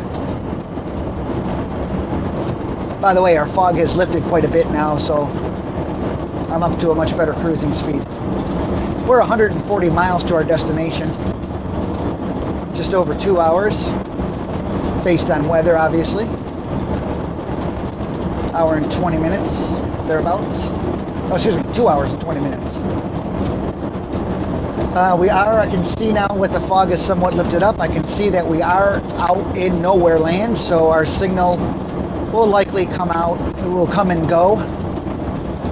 Now I have the SpaceX launch is scheduled for 2:50 instead of 2:20 Eastern time. It's 2:50. Cool, we might even be able to be set up by then. It was postponed from the 1:30 due to high altitude winds. Now somebody had said on the SpaceX website it still said 1:30, and I looked and it did, but that was like their general thing. But if I look at the news channels and stuff, they're all saying it was postponed. They have until 4 p.m. to attempt the launch.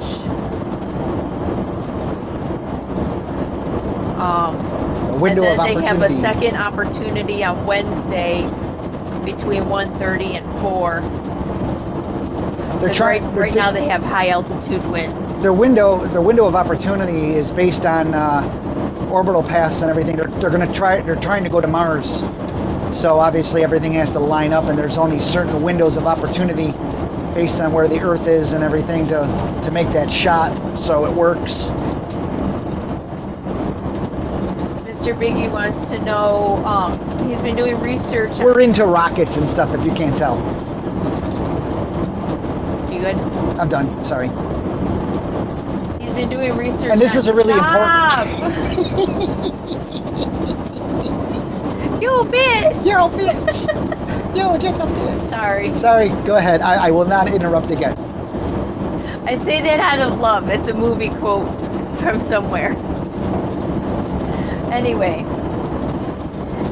Now I don't know if you're going to interrupt me or not. Mr. Biggie says he's been doing research on leisure travel vans, Unity models. They have different floor plans and they seem okay. Have we ever heard anything good or bad about them? We have not. We haven't really looked into them. I don't even know if we know anybody that has a van or anything. No, we don't know any Class Bs or anything like that. I don't even think we know anybody who actually even owns one. Ricky wants to know, what is that wonderful coffee maker of yours? I want to purchase one. It's a Jura, J-U-R-A, Micro 9. Jura Micro 9. They're not cheap. It's a super automatic machine. I get it on Amazon. When I got mine a while ago, it was $1,100. But you can get them you could buy them on Amazon. You can buy them refurbished also. So if you go to look up Jura Micro 9 and then go down on the left-hand side, on the right-hand side there under the price, look for left on US 281. Take a look at that. You can save quite a bit of money usually. I know a gentleman I just recently told the same thing to, and he was able to pick one up for $700. I'm the only one that drinks coffee. But, as Brenda says... Well, we're both better people for when David drinks coffee. So she doesn't mind that you might want to move over, love. So she doesn't mind that I because you need to stay to the left. Spent money on a coffee machine. So we need to pay attention because this is a little town. On US 281. It's a straight on, love, just so you know. Yes, but I know. But then it's right there, love. But then up the road there's a left. Okay. I'm just saying. Okay. Oh shoot! I can't stop in time. In 1/2 mile, turn left on South Key Avenue. See, I just went. I got it into the intersection before it went red. It was a quick yellow. It was a quick yellow, and there was no way I was going to be able to apply the brakes in time not to stop right in the middle of the intersection. So I made the decision to go forward. Yes. You don't want to try and slam your brakes on and... It was not my intent to go through a red light. I was in the intersection when it turned red. Just entering it, I will say. See, because this is your left.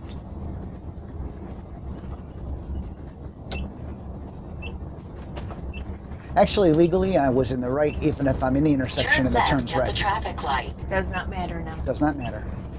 Hang on, there's a bip here. I just saw it. Ugh. Good man. Anybody not noticing that and they come across that with an RV, that will not be a happy Continue day. on South Key Avenue. That will not be a happy day for them. Okay, so now we're in another town.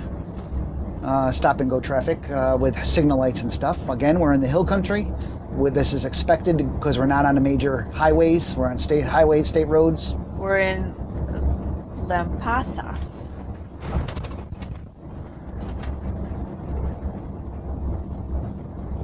And so we'll just be going through this town here, and then we're still we'll stay on the same road for 66 miles. Yep. Once again, outsideourbubble.com, I'm David. I'm Brenda. And we have a travel blog and a YouTube channel. Obviously, you're watching us on YouTube if you're watching. And OutsideOurBubble.com is the website. We have RV-related material up there that we've been doing since 2008. You're traveling along today with us in a Tiffin Allegro Bus, model 45LP. It's 2014 is the year. We're 42,000 pounds. We're 45 feet long. We're pulling a Jeep Grand Cherokee behind us. That's about 5,600 pounds, I think. And so that makes us a total length of 64 feet. And this is how we live full-time in our motor coach. This is our house. Everything we own is right here. Well, for the most part. We have a seasonal site up in Rochester, up in Byron, New York. Hello, Sue. Hello, Mike. Hello, people from Southwoods who might be watching. Hi. Can't wait to see you guys again. We're getting close. We're starting to go that direction at least.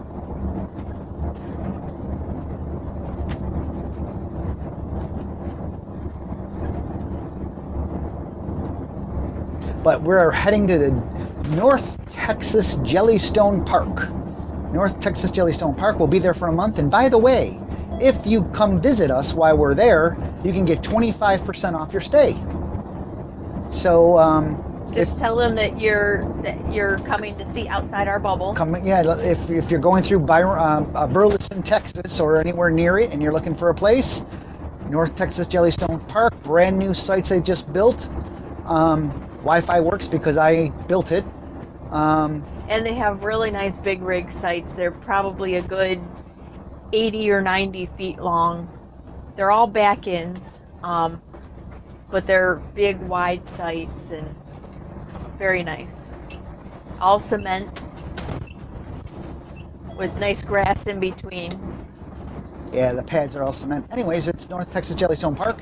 If you stay there when we're there, which we'll be there for at least the next month, if you come by, mention us, you'll get 25% off your stay.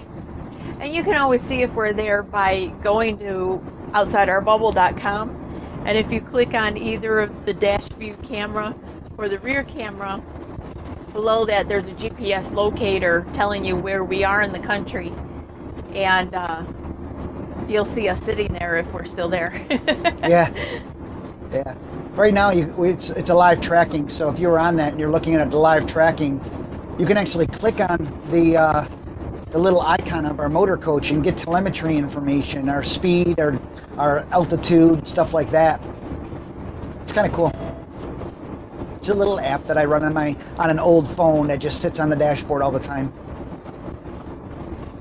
and connects to our Wi-Fi in our coach and sends out the information.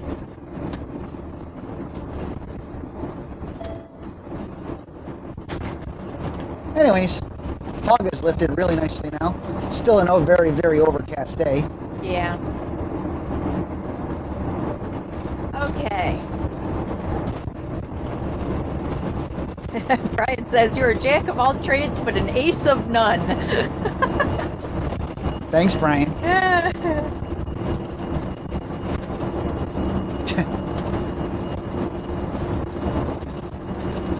Dan says, I just bought a diesel truck to tow my fifth wheel. Do you find you can pay at the pump in the truck lanes, or do you have to go inside every time to pay? If I'm not sure when you can't go to the well, if he says diesel truck, is he talking a cab? Oh yeah, are you talking about like a heavy duty cab, or are you talking, or a semi truck type truck to pull your fifth wheel? If you're talking semi truck type cab, then yeah, you can go in the trucker lanes with that, because you're going to want to use the fast filling hoses, because they're much bigger and they can fill a lot faster. And then you're going to want to get yourself a it's the Pilot Flying. I call it a credit card, but it's like a rewards card, and you have to be a Good Sam member, because Good Sam and Pilot Flying J teamed up to bring RVers this rewards card. And what you do is you tie it to a bank account, so basically every month it just pays off the card, so it's like a credit card in that sense. But what you can do is when you go to the trucker lanes, you can pay with that card right there at the pump.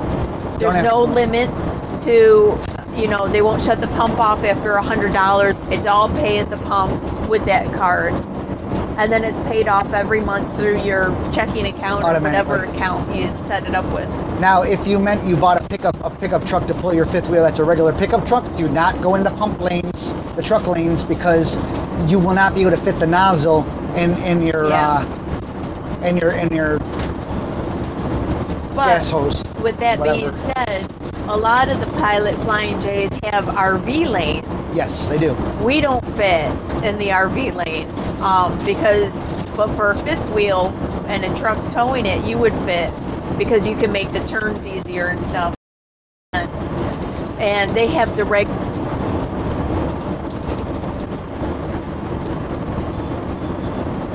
gonna have to look up air.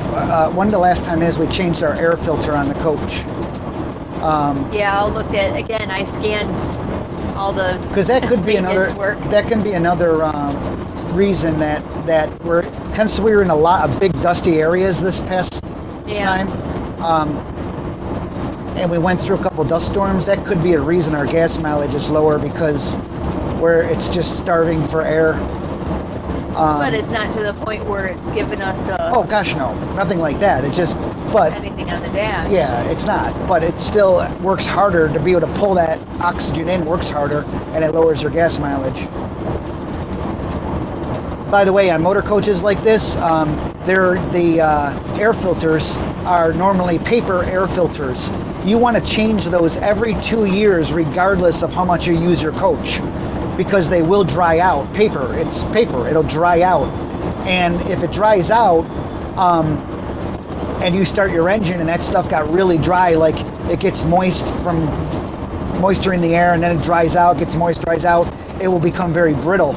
And when you start that engine, it can just shred that and suck that into your pistons. Oh yeah, I remember there was an RVer that happened to. It'll just suck that right into the pistons and boom, your engine's gone at that point.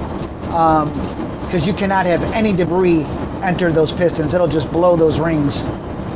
So since they're paper air filters, you want to replace them every 2 years regardless, as a safety thing. And yes, I know they have these meshes around it, but those meshes are to try to hold the form and to prevent blow through, suck through, if you will.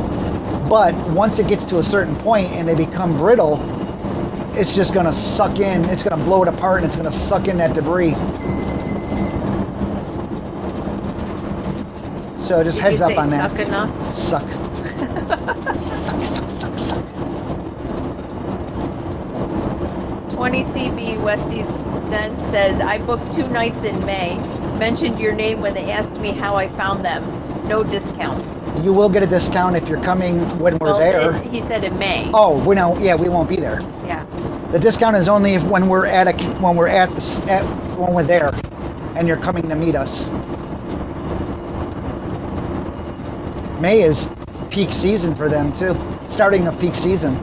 Yeah, I think they have the water park open then. Starting in probably May, June. But so you're going. Yeah, you can mention us. Thank you for mentioning us. But we're not there at that point, and the reason they're doing the discount is because we're there and people want to meet us or something, and they come there just to meet us. So it's a bonus for them. We're an attraction. We're an attraction. We're an attraction. George says he likes it when you use the drone. Yeah, so do I. Unfortunately, drones have become so commonplace now. People become annoyed by them, and it doesn't make it a pleasure to fly anymore, because unless we're out in the middle of nowhere flying or shooting nature shots like we used to. We used to shoot a lot of nature. In fact, some of our video footage, I've been flying drones from before time. Yeah. I've been flying drones from the time you had to hand build them, and people didn't know what they were. And you couldn't just walk into a hobby store or a Walmart or a DJI didn't exist. Yeah, DJI didn't exist back. Well, they did, but for controllers and stuff. Oh. That I used to use DJI flight controllers, but you had to hand build them, so they were different. In fact, since it was that long ago, I was able to fly national parks, and some of the national parks, there's 3 of them I think right now that still use some of my flight footage from my drone in their visitor centers. But yet I can no longer fly in a national park. Go figure, right? Yeah, most of my stuff like that is National Geographic type flying. The rig I built was built purposely for cinematic flying.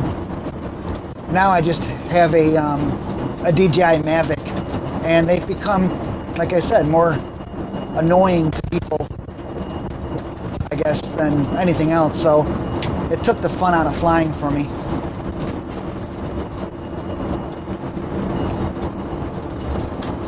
R2 609, I just wrote down that 360 camera system so David can check it out later.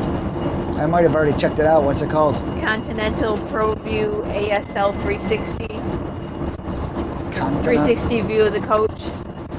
Oh, okay, that 360. Yeah, I think I've contacted them in the past, and I write to them, asking them about their system. Never, ever heard back from them. Yeah. I guess it's because I'm not an OEM. I'm not a manufacturer. They don't want to talk to me. Ricky says, thank you. I found a Jura coffee maker on Amazon. Yes, they're expensive, but I'm taking the plunge. Did you find one refurbed? You can save money. Paul says Ford Super Duties have full fill openings that will fit the larger fuel nozzles. That's interesting. That's good. Yeah. However, if you pull into a trucker lane with one of those and you're pulling a fifth wheel, they don't get mighty too happy with you. Just so you're aware. We see people do it, and we see the truckers. We actually see Flying J or pilot people come out and look also. Yeah. You know, like, what are you doing in this bay? To me, fuel's fuel. I mean, if you can take that pump and fill up fast and you're out of there, that's great. Yeah. As long as you're not holding anybody up. And let's face it, we've been held up by truckers a lot of times. After they filled up? After they fill up, they pull their truck up. And so we can pull in, start fueling. And they go inside, they get lunch, they lollygag, and we're sitting there, we're done fueling up and we're stuck. Yeah. But yet it's really cool that it has the full fuel nozzle, it'll take a trucker nozzle. That's really good. That's cool. Joe says they had lots of problems using the Good Sam discount at Pilots. Always had to come inside to deal with long lines. That makes no sense. It's not a Good Sam discount. It's actually a Pilot Flying J card. Yeah, so you're not using the right thing. Ugh. You're not using the right thing. It's actually a discount card. It actually, right now, I believe it is 6. You also get, I believe it's 6 cents off the cash price. No, 8 cents. 8 cents now? Yeah. 8 cents off the cash price, which is awesome. Cover the number. This is the card that you want. It's an actual Pilot Flying J card, and I think you sign up for them online. you sign up for it online. Pilot Travel Centers Card. RV Plus charge card. It says. So it's not your regular Good Sam card. And it's not a credit card. Yes. And they take the funds at the end of or whenever of the month directly out of your account. So be aware of that.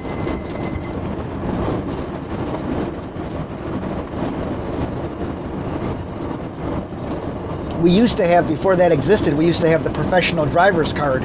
I actually don't know how I got it, but I was talking to a rep for Pilot Flying J that we met one time, and he got me a card. It was a professional driver's card that offered discounts and stuff like that too. But it was really funny because I would also earn points, and based on how much fuel I was buying, I get discounted points, and the points were like for, free showers and stuff like that, like the truckers would use. Yeah. But I actually had a card that says professional driver. That was kind of cool. Yeah.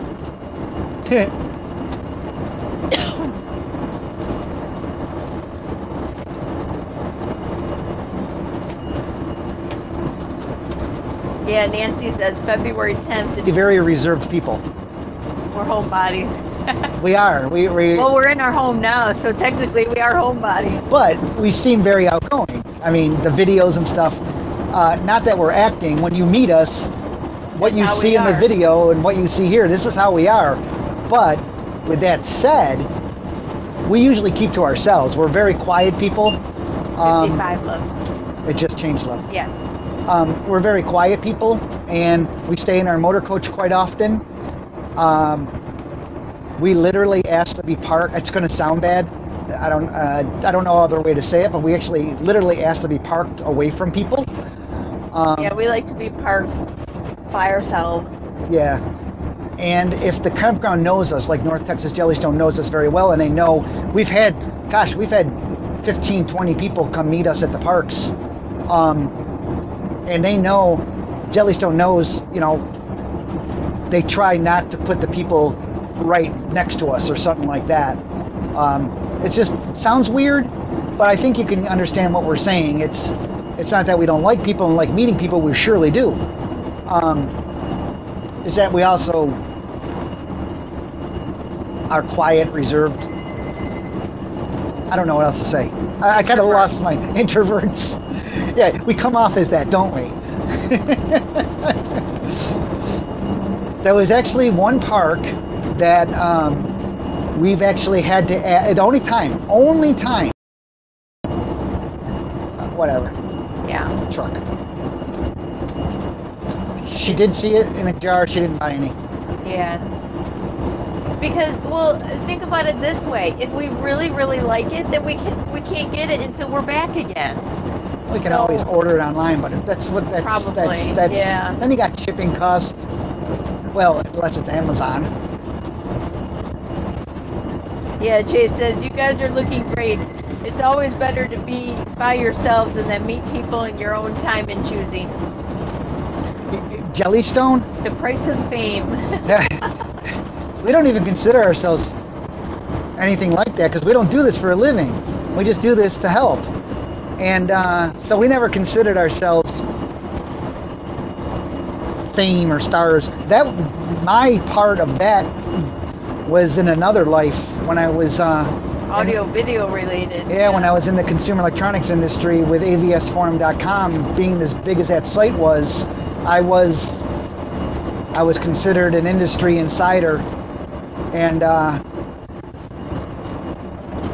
I would walk through CES and the audio video in the home theater area, and that was quite interesting, being stopped asking for, I don't know why people would ask for an autograph from somebody in the CE industry. Like you said, if you saw the Super Bowl, Noah Lee, Monster, that Monster commercial at the end, you haven't seen anything yet, kid? That's Noah Lee. He's the founder and owner of Monster Cable. I know Noah. I know him personally.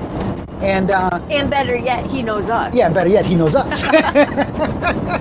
That's why I always say, it doesn't matter who you know, it's do they know who you are. That's a good point. It's a very good point. But that was Noah. We've been to his place many times. Oh yeah, and he's got a ton of nice cars. Oh my gosh, he does. He's a car collector. He is a car collector. Yeah. But that was Noah Lee, the founder and owner of Monster, and he gets around on a Segway. Yep, he does. And that's not how we got into Sex for Vets, is it? I don't think so. I don't know. I don't recall. It was so long ago. So anyways, my claim to fame back then, more like than this, was people knew me because of my status in the audio video world and pushing audio video products to be more than they are. And so I'd walk through CES and get pulled here, pulled there, blah, blah, blah. It was interesting. Yeah, Gusto wants to know, do you still work, David? Not sure why they had it in all capitals, but... What was the whole... Do you still work, David? We do. We still own 2 websites. Not video related. Not including outside our bubble. Yeah, outside our bubble, we don't make money on. We don't do it for a living. We just do it to do it. It started because we wanted our family to know what we were up to, really. Yeah, so the 2 websites that we still own and operate is TivoCommunity.com and DBS.com, Digital Bitstream, DBSTalk.com. They're 2 small community forums, AVS forum, when we sold it in October of 2011, it was seeing 5 million unique visitors a month. So lots of people. Yeah. So that's why we say we're semi-retired, but he still has those 2 websites, and that's our income. And then I do the bookkeeping for it. So as we say, as long as we have internet, we can still work. And why not travel and see this country of ours? And the technology's there. I will say, it's doing YouTube and stuff like that. It's interesting. People know us and stuff. Obviously, you guys know us from that. And I will say that it was very weird pulling into a rest stop and having somebody come over and knock on the door and saying, "Are you David and Brenda from outside our bubble?" That was at a rest stop. Yeah. That's pretty crazy. Yeah. Oh, we had that one guy, I think we were on I-80, and he started off on the passenger side of us, and then he slowed down and went to behind us, and then he sped up and went around the driver's side, and then he went in front of us and he took off, and we're like, what the heck is that guy doing? We just thought he'd like to look at the coach or something. Yeah. Well, then, wherever we were driving to, this was a few years ago, we got set up, and David got an email from the guy, and apparently he was a follower of ours, and he was taking pictures. He recognized the coach. He recognized the coach, and he was taking pictures. And he said, wow, I was hoping someday I'd run into you. I never thought it would be driving down I-80. That's funny. That was good. Yeah, so if you come to Jellystone Park, we will be the RV that is parked furthest away that you can get. Sounds weird, but we literally will be the furthest site away. Steve says he used ABS Forum to research his TV and stereo 10 years ago. I was the owner back then. Very cool, Steve. I founded that in 1999. John says he just watched SpaceX animation for today's launch. Musk is a genius. The last part of the simulation shows his car in orbit around Mars. And I think it's funny that it's red, for the red planet. So they put up a red Tesla. Yeah, thought about that. Hey, if you're going to test a heavy lift rocket and you want to send it to Mars, you might as well do something with it. Why not put a car in orbit? Talk about space junk, right? Oh yeah, there's a car just floating around up there.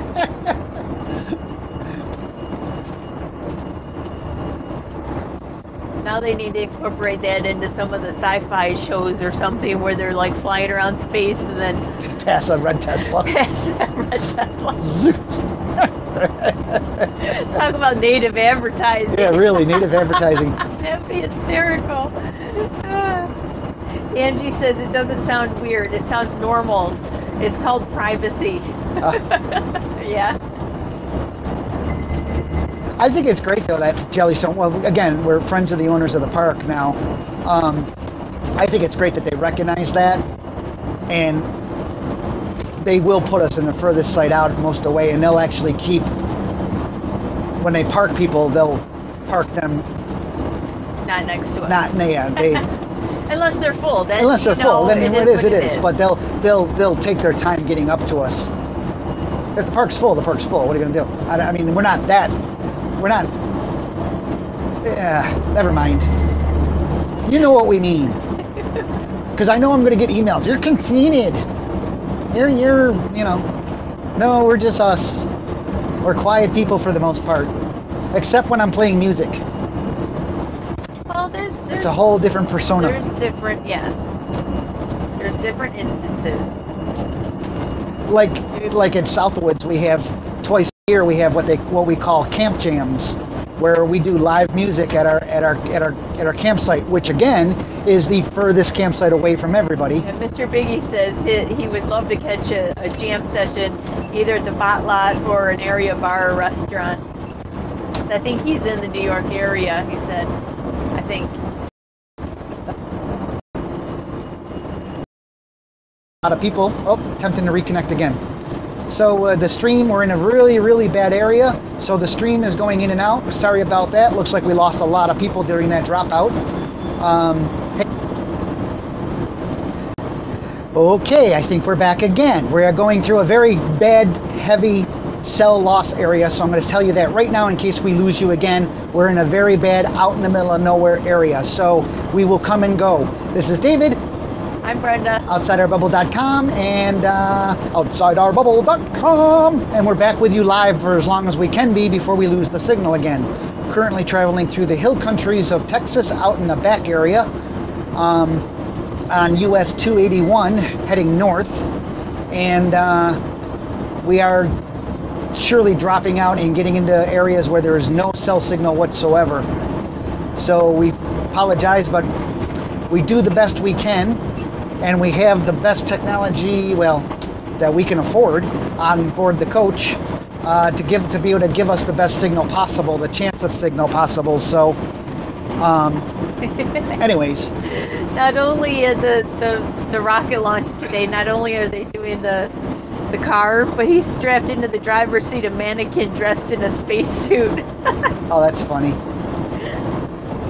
So I don't know where we originally had broke off. We were talking about, and I don't know where it ended up breaking off, but we were talking about camp jams and our next one being on Friday, June 22nd. Friday, June 22nd at Southwoods RV Resort at the Bot Lot. So if you guys, anybody's planning to be in upstate New York in that time and want to come, make sure you book early because they fill up.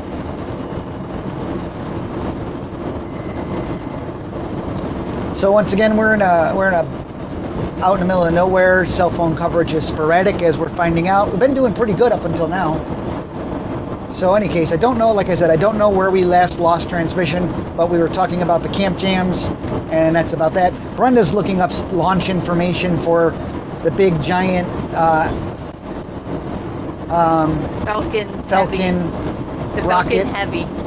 Yeah, the Falcon Heavy lift rocket from SpaceX that's supposed to launch today. It actually is that rocket is 2 times more powerful than any other rocket currently in existence. So it's going to be quite the thing to see that go off, and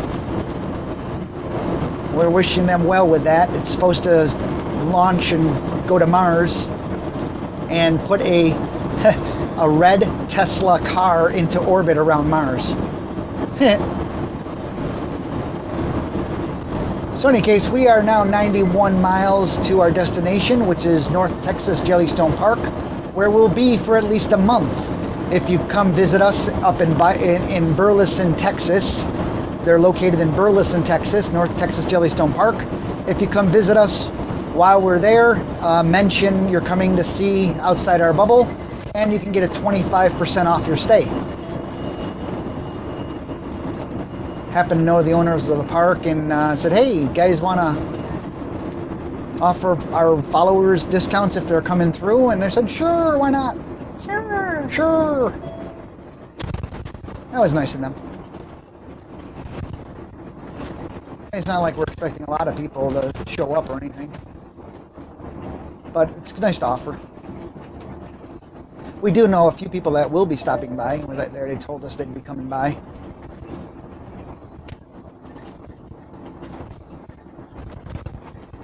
Okay, currently passing through. Wow, that load is not good. That's a lot of hay. That's a lot of hay, and that's leaning. Hey. And the back one is leaning. I don't like that. Scary. Okay, he's away from us now. Yes, opposite direction away from us. This is a very tight road. It's a tiny little town. Yeah, it is. Moving right along. Bum ba dum bum ba dum. Nicest place in town is the Smoke Shack barbecue pit place. Well, there's a lot more town up here, it looks like. Oh yeah, I see that now. 30 mile an hour through here. Yeah, we really want to catch the launch of the rocket live if we can, because we're just kind of into that stuff. In fact, one of the coolest things we've ever done... You don't want to go off the road here. No, I saw that. One of the coolest things we've ever done in our motor coach, not this one, but the other one, is we actually saw a space shuttle launch. We were parked in a prime location. We set up on top of our motor coach for the launch, and it was really, really cool to see. That was like one of the last Launches. few launches that they actually had astronauts aboard. Yeah, I think it was the second to last launch. I'm going. Okay. I can't stop going Yep. downhill. Yep. I remember this little town. Yeah. Came through it the other way before and thought this was weird how the road doesn't line up in the middle. But the really cool thing about seeing that space shuttle launch was it was a perfectly clear night, or morning, I should say. It was done in the morning It was like time. 6:25 in the morning. Yeah, it was perfectly clear, and they were launching to go to the International Space Station. Well, it was really cool because we saw the International Space Station fly by, overhead. We Yeah. actually saw it coming and flying by, and then soon after it went by, the shuttle launched, and when it launched, you can see the smoke stream arcing, going directly toward the same path that the space station just came across. That was cool. Like they were chasing it down, which is they were actually. They were. They were chasing it down. So the space station came across, and then the shuttle launched, and you see it arc. It was really, really cool. By the way, we will let you guys know right now that for those of you watching, nobody knows this at this point. So if you're watching us live right now, we're going to disclose something new to you. What are you disclosing? You're scaring me. Space shuttle. The space shuttle.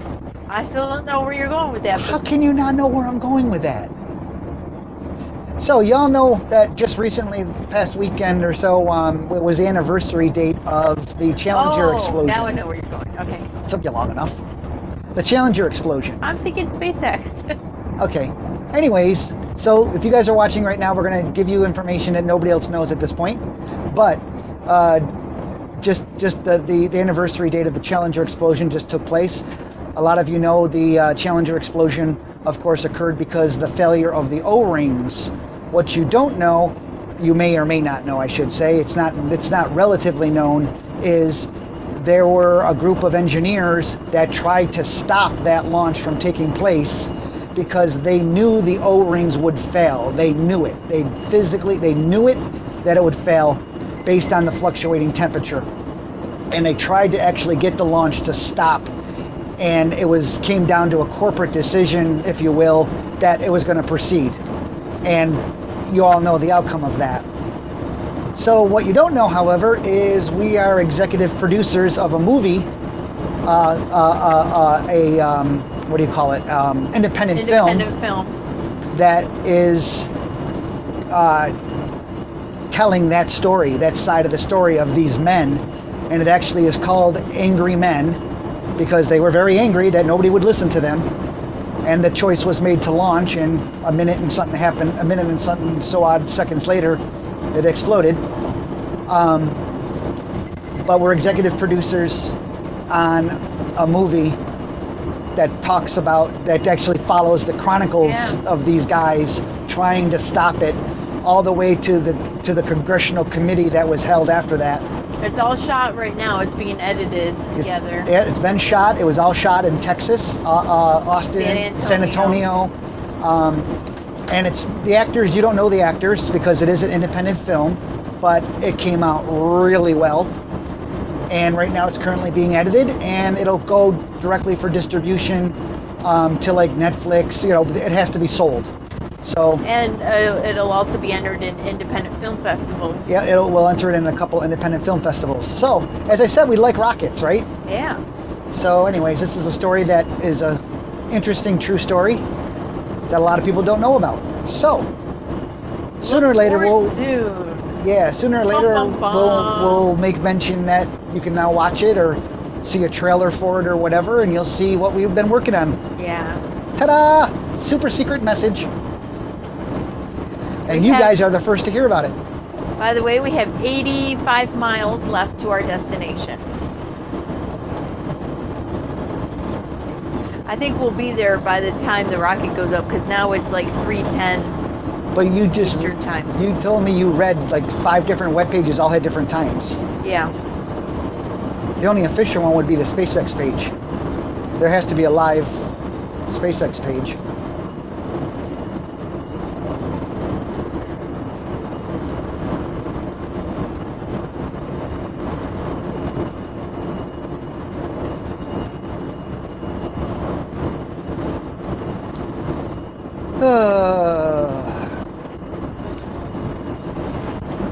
So yeah, sooner or later we'll announce that when we got the trailer ready, and then people will put that out there and see what kind of interest we get drawn from it.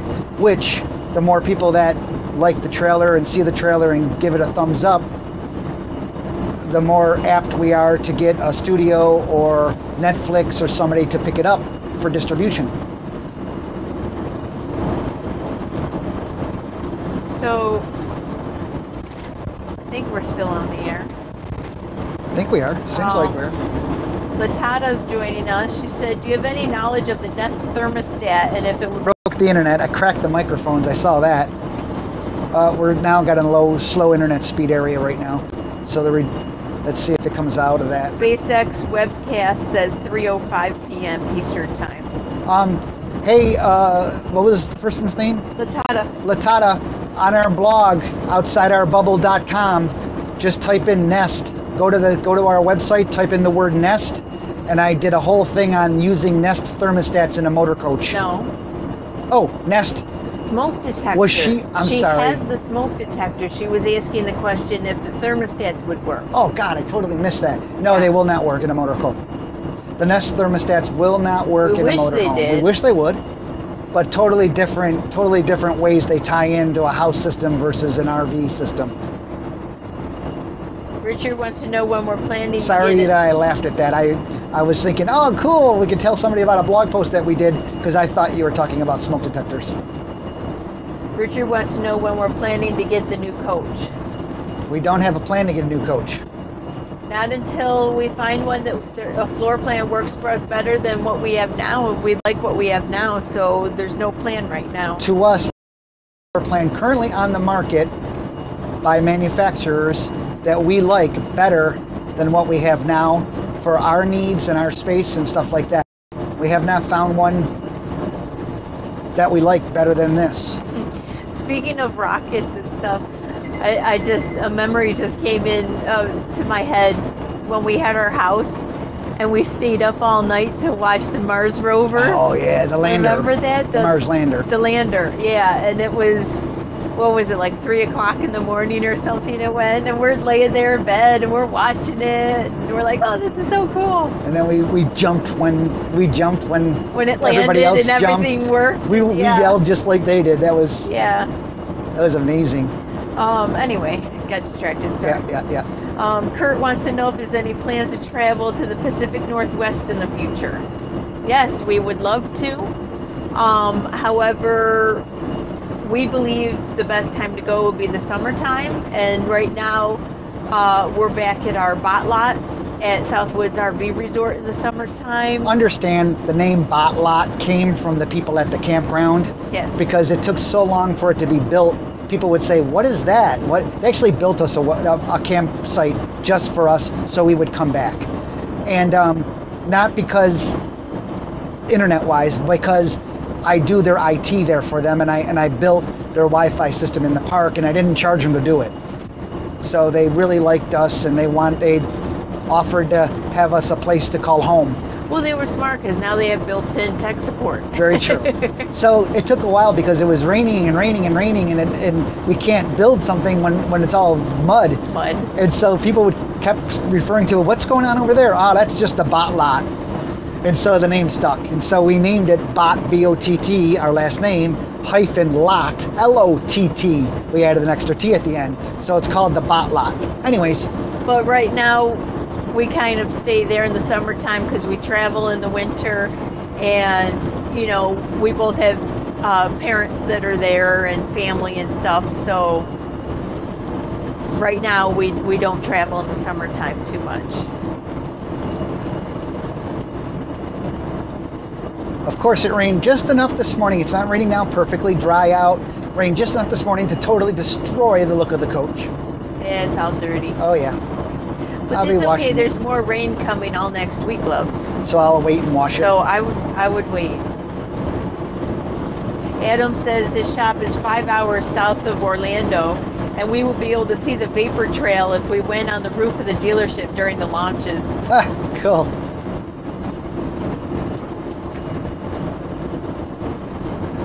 What amazed me about the shuttle launch and where we were is how long it took for the sound to hit us.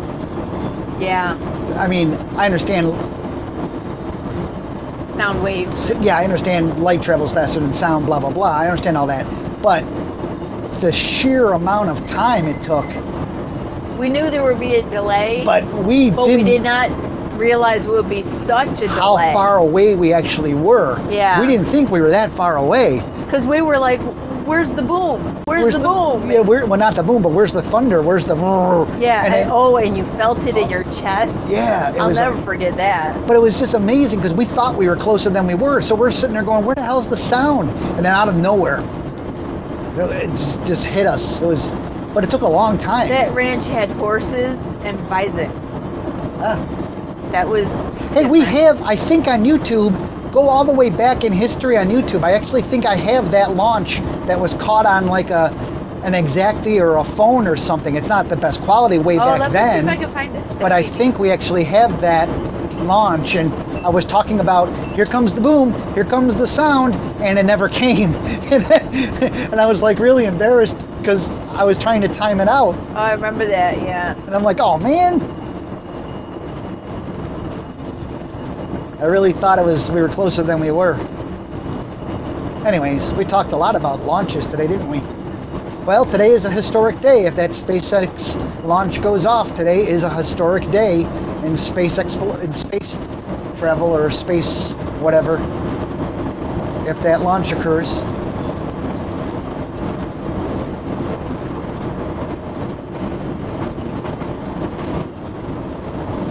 "77 miles to our destination."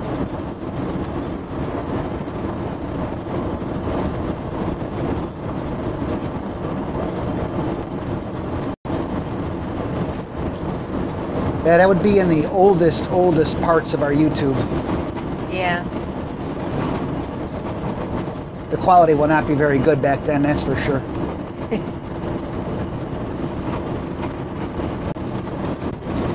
I found it You did? 7 years ago. If you go to our YouTube channel and just do a search in our YouTube channel for launch, it's the first one that comes up. Well, if you grab it, you could do a share and drop it into the chat. I happened to catch somebody asking a question on the screen here. I just happened to see it. Do we still use our Ring doorbell? Yes, we do use our Ring doorbell. We use the first generation Ring, which is a battery operated Ring doorbell. It requires full internet service to work, so your motorhome has to be connected to the internet full time for it to work. And it's battery operated, and so we actually mounted the mount. We mounted it right to the outside of the coach, and we just put it on there when we arrive and take it off when we leave. And it works great. It works really, really well. But again, it requires you to have full internet for it to work at all. So. Oh, that's cool. Our launch videos.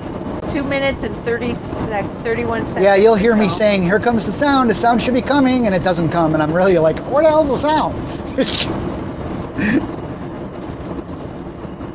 Yeah, see, look at that big fireball. You would That's think cool. you would think we were closer than it looked. I mean, than we were. We were right across the water. Right across the water. We could see in our binoculars. We could see it sitting on the launch pad, and we were in a parking lot at a restaurant, I think it was. And we actually met some other RVers that were there, and we're still friends today. Darcy and Jonathan. Dossie and Jonathan. Yeah. I'm surprised I remember their names. I usually don't. April 8th, published April 8th, 2010. That's when you published it. Right now it's got 262 views. Not many. So we'll see if that goes up. Yeah, 262. We'll see if that goes up in views. That was before anybody knew who we were. Kurt says it rarely snows in Western Oregon. You know, it's really interesting. A lot of people don't go back in time. Like, we have a lot of videos online, over 260 videos, and a lot of people only look at the newer stuff when they discover us. A lot of people don't go back in history. Well, I have to admit, if I come across somebody, I may not go back that far either. Good point. Oh boy, flashy lights up there. Yeah, it might be something big. Going uphill going down the road, yeah. Or it might be, I don't know. Again, just so you know, know, it looks like they're moving, so. Oh, no wonder our gas mileage isn't very good either. We are again going directly into the wind. And we got an engine notice on our thing. We got an engine notice that just came up. There's no engine notice on our console. But on our scan gauge? Yeah, our scan gauge. You want to write that down? On our scan gauge, we had an engine ID number and a fault code come up. Oh, there's nothing on our dashboard telling us there's any issues, by the way. So this actually detected something else. We need to go through this notebook. And if anybody out there wants to look up what this is and tell us, that would be cool. If you can find it. It's very hard to find these damn codes sometimes. The engine is a Cummins 450 ISL, and the fault ID is 256. 256 is the fault ID. The FM is 07, and it looks like it's occurred 97 times. The count is 97. Really? Yeah, but it's 256 is the ID, and the FM code is 07. So whatever that translates to, it's the only code we have. Watch it be something about the air filter. Yeah, watch it be something about the air filter, like I mentioned. All right. Yeah, all those lights are moving, so it must be transporting one of those big... I was going to say, we're in the middle of hill country out here, so our cell phone signal is not the best. We come and go. We haven't dropped off lately, but we might. We're due. So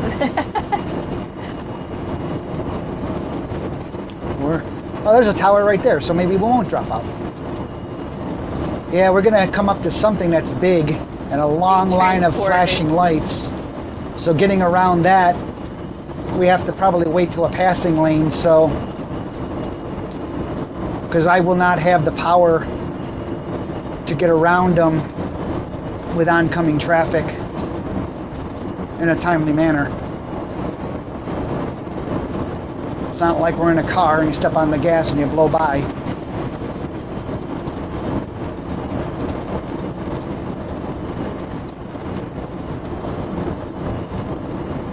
So yeah, I got a cell phone tower right in front of us. It's probably a Verizon tower, so our broadcast should be really good. But just wanted to give you a warning that we are out in the middle of nowhere and we can lose reception or broadcast quality at any time. Kurt says we have a solid signal. Yeah. Okay, so now we're not even up to the slowdown, but we're up to a guy carrying a whole mess of junk in the back of his truck. Going slow because he has a whole mess of junk in the back of his flatbed of his pickup tied truck. Down a little scary It's looking. a little scary looking. That's a mattress, I think, that's kind of folding up from the wind. Yeah. So that's kind of scary because if that breaks loose, that's going to come flying. Oh, be careful of this U-Haul guy. He's probably with him. I know, but turn right on Oh, well, good. We're West turning. 2nd Street. Is that correct? yeah, Okay, just want to make sure. we're good. Well, be aware we're turning right and then we're turning left. Oh, that's right. That jog through. Yes. We'll have to see if this vehicle up here is doing the same. It might be because it's the state highway. No, yeah. I don't know what that is. It's not big. It's not wide. Oh, it's a Road crew? road crew. With all their lights? I don't know. I would just stay clear of this guy with the mattress that's blowing around, though. Well, yeah. Mobile crew, is that what it says? I don't know. Okay.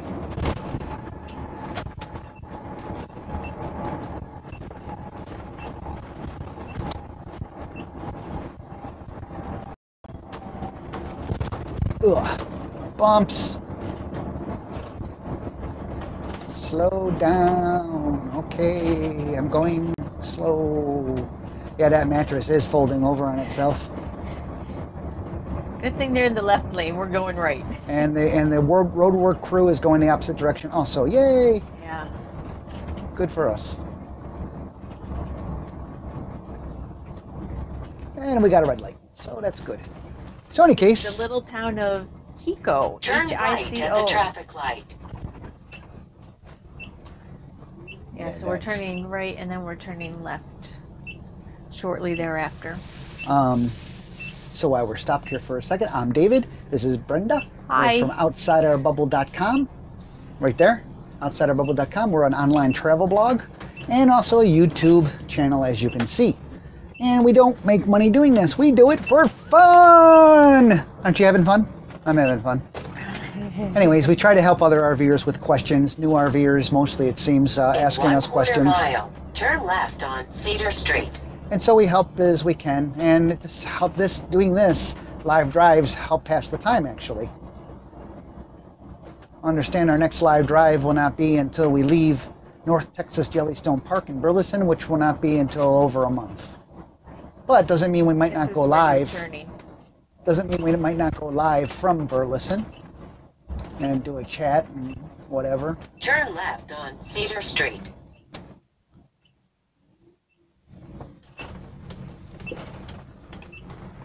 Love the turning radius of this motor coach, by the way. This motor coach has a great Continue turning on radius. Cedar Street. The guys at Tiffin who designed and built this Power Glide chassis. Tiffin makes everything from the ground up on this coach, so the chassis is actually built by Tiffin also.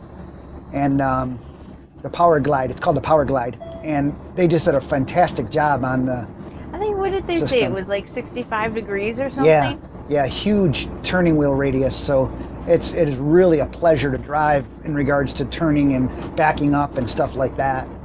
So kudos go out to Gary Harris of Tiffin. He's the plant manager for the chassis division. So total kudos to Gary and his team for designing such a wonderful chassis.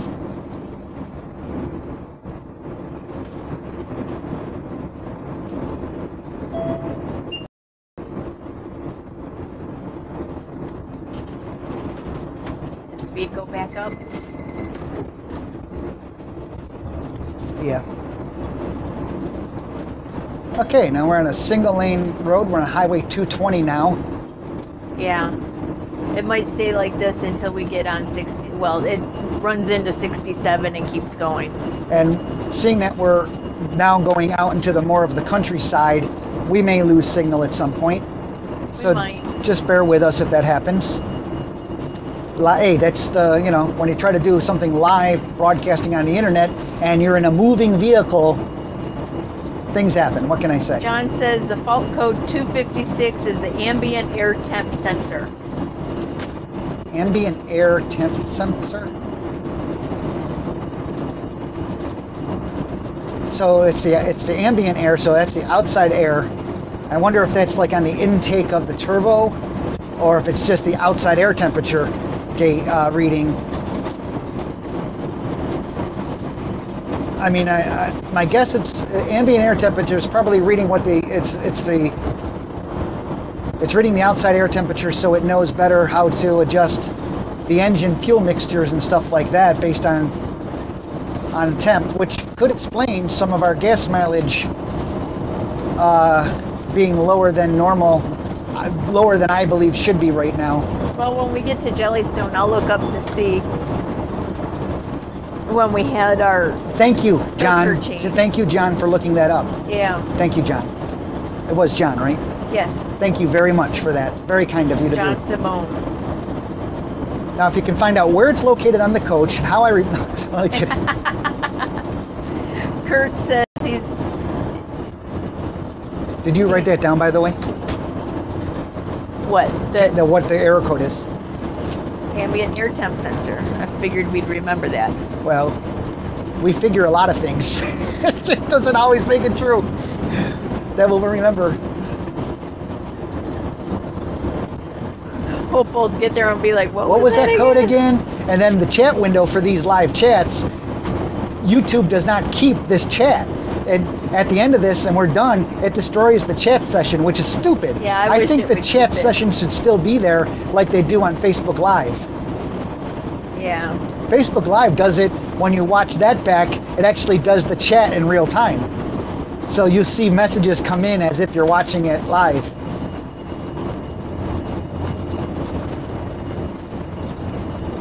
Yeah, I got that code came up on my scan gauge. Never did come up on the dashboard as a warning or anything, or as a notice at all. But my scan gauge D that I use to monitor engine functions and stuff like that told me there was a fault. So in any case, anyway, we're 64 miles to our destination, North Texas Jellystone Park in Burleson, Texas, where they have these brand new RV sites they call red carpet sites, which are very nice. Yeah, they did a good job. Well, they're still building them, but Still building them, still under construction. I'd say most of them are probably done. When we left, they were more than halfway done. When we left December. Beginning of December. Yeah, because we arrived in Arizona December 4th. Yeah. And it was a 3-day drive. Right.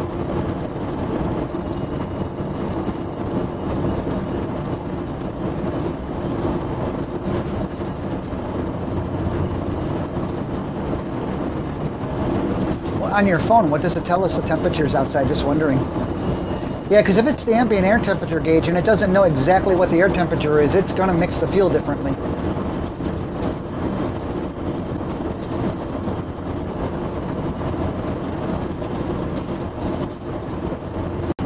Degrees. 41 degrees out, damn. No wonder I got this heater on high and it's still cold. Well, we didn't put long sleeves on today, but it's all good. It's all good. Once again, I do not currently see any cell phone towers in the area around us on any hills, so we might lose you at any time. Just a reminder, if we do, we'll come back sooner or later. Y'all come back now. Yeah, yeah, that's good. That's funny. 94 people watching. 94 people wondering, what the hell is this? Hector says 256 engine variable geometry turbocharger actuator number 1 out of calibration 1898 VGT What? actuator controller out of calibration. Wait, that's a far cry from a temperature sensor. Turbocharger actuator out of calibration, basically. But that's a far cry from a temperature sensor. Yeah. See, this is what I mean about these stupid engine codes. They don't have a concrete, you know, concrete. This is this is a Cummins 450 ISL. Cummins 450 ISL. I think I had an app for that.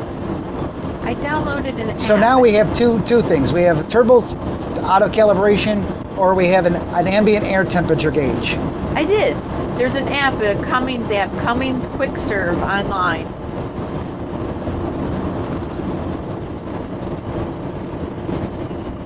Well, obviously, it's not anything that's degrading the engine or anything like that. We have no codes. We have full power on our engine.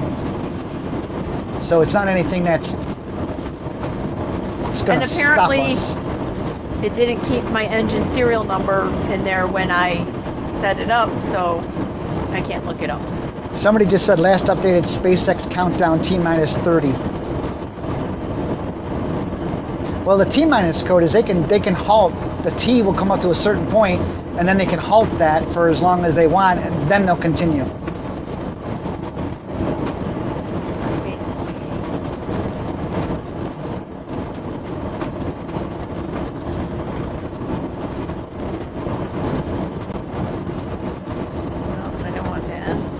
Boy, I wonder how cold it is in the back of the coach then. Cats don't care though, they're sound asleep. No, they're fine.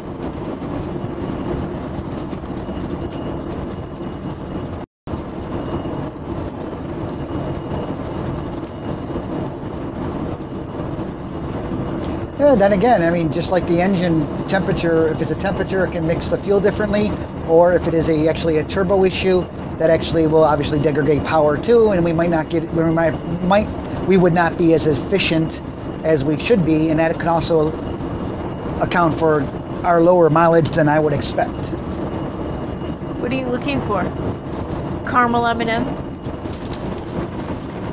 So we are going in and out. I can see the stream is going in and out on us. So sorry about that. I can't help it though. So the stream is going to cut in and out with the area that we're in. So right now it says it's slow. I'm eating caramel M&Ms thanks to Corey. Yeah, I have liftoff window has been delayed to 3:05 p.m.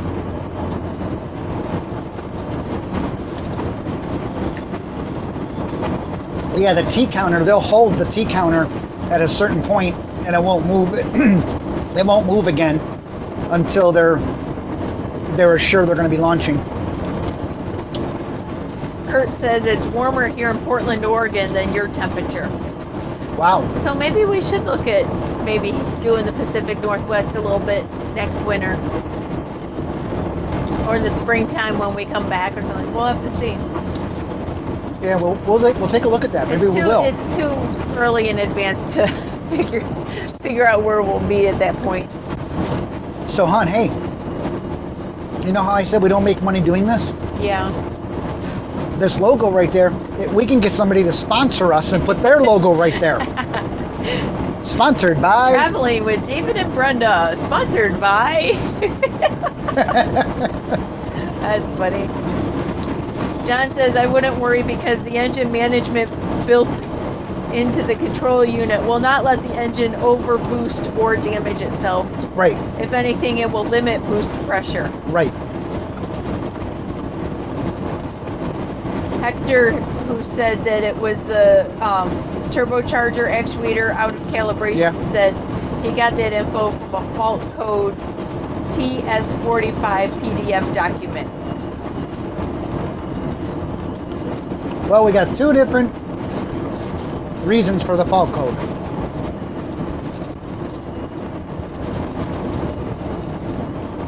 The good news, like I said, is the engine's not degraded at all. We're not cutting performance or anything like that. Well, we could be lower in performance based on the gas mileage, but there's nothing on our dash. There's nothing on our dash, and the engine isn't acting strange that I can feel.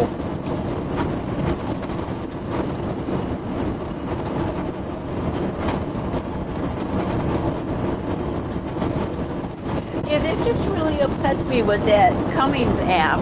I mean, I haven't opened it in a while, but I remember downloading that app. It's the Cummins Quick Serve app. And I remember putting in the serial number for the engine, but it didn't save it for some reason. Because it's specifically so I could look up fault codes and stuff. Just for this reason. Wow. They didn't give us a 70-mile-an-hour road. They did not give us a curve warning. I think this is where it hit 67. Yield? I got a yield? Holy crap. That's really bad too. There was no warning about that either. Ooh, I'm glad nobody was coming down that road at a 70 miles an hour. There was no warning on the curve and no warning that you had a yield coming up to merge. Well, yeah, they had the warning at the yield, but it was right at the yield. Right there. Right there They had the warning though, dear. As you go right over, there it is. Yeah.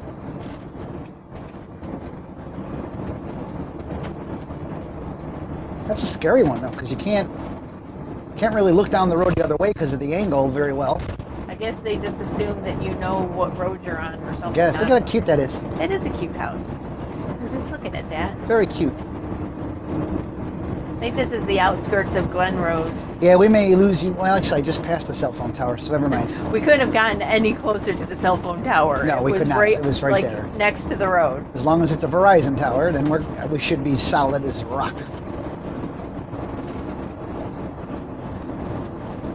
Yeah, no, either one of those error codes, either one of those, the two gentlemen found whatever they found, either one of those could surely be giving me not the best performance of my engine for sure.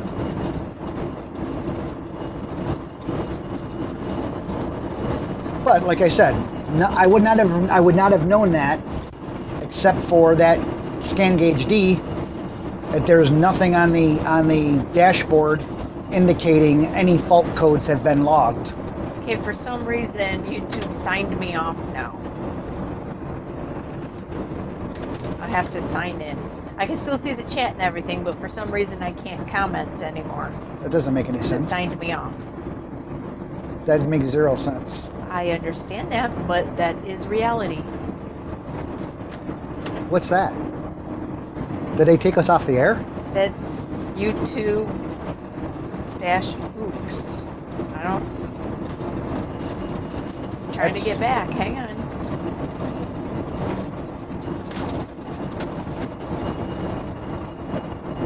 Looks like we're still broadcasting.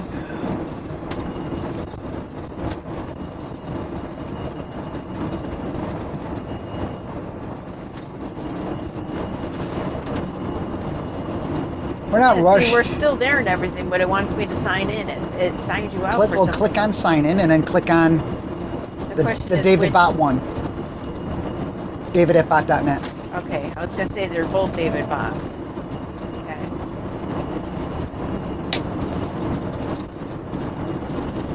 Ooh, this is quite a downhill. Yeah, I just put the engine brake on because of the curves. Okay, there we are. So we're 52 miles to our destination. We have an engine fault code that came up on the scan gauge, but not on our dashboard. So I will look at that a little more closely at some point.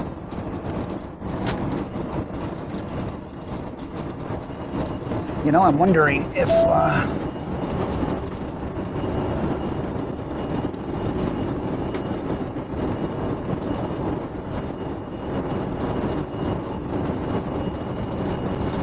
nope. Can't. There's a way to get into the fault codes of the dashboard if there is any. But there's nothing on the. There's no indicator on the dash or light-wise. But if I. Just be careful with these curves. Yes, I am. But if I remember and not shut off the engine when we get there, and I can push these two buttons and bring up a menu and see if it shows any fault codes in the menu of the dashboard, which I trust the scan gauge more than these dashboards for some reason. John says we need to get Kellogg's Pop-Tart sponsorship. Yeah, Kellogg's.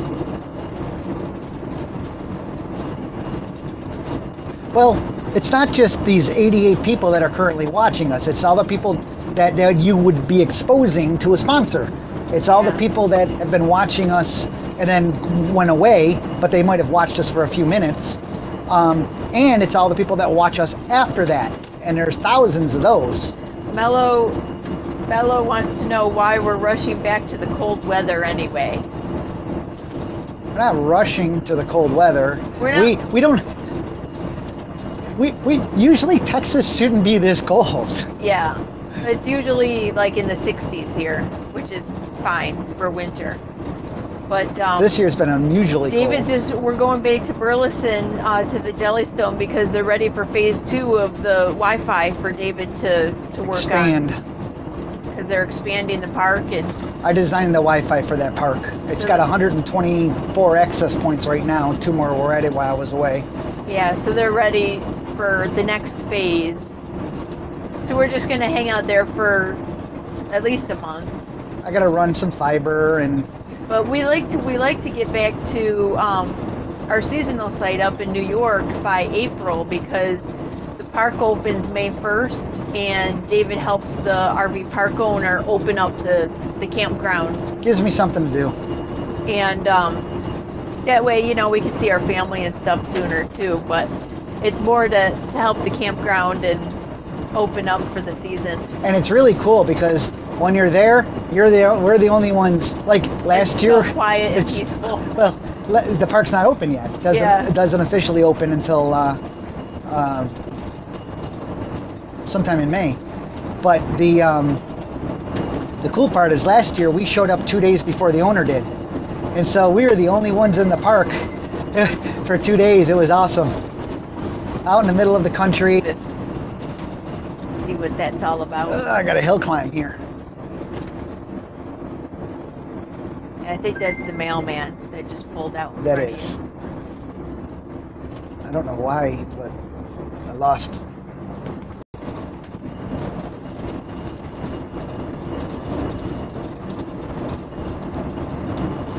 Look, a wireless ISP. Yeah. That's Ubiquiti gear. I recognize the antennas. Those were Ubiquiti.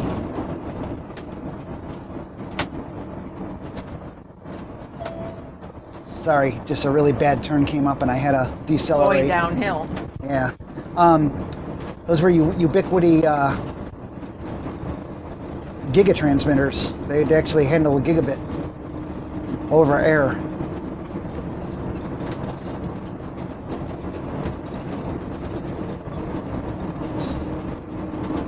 Air fiber, they call it. Excuse me, air fiber. But it's a gigabit.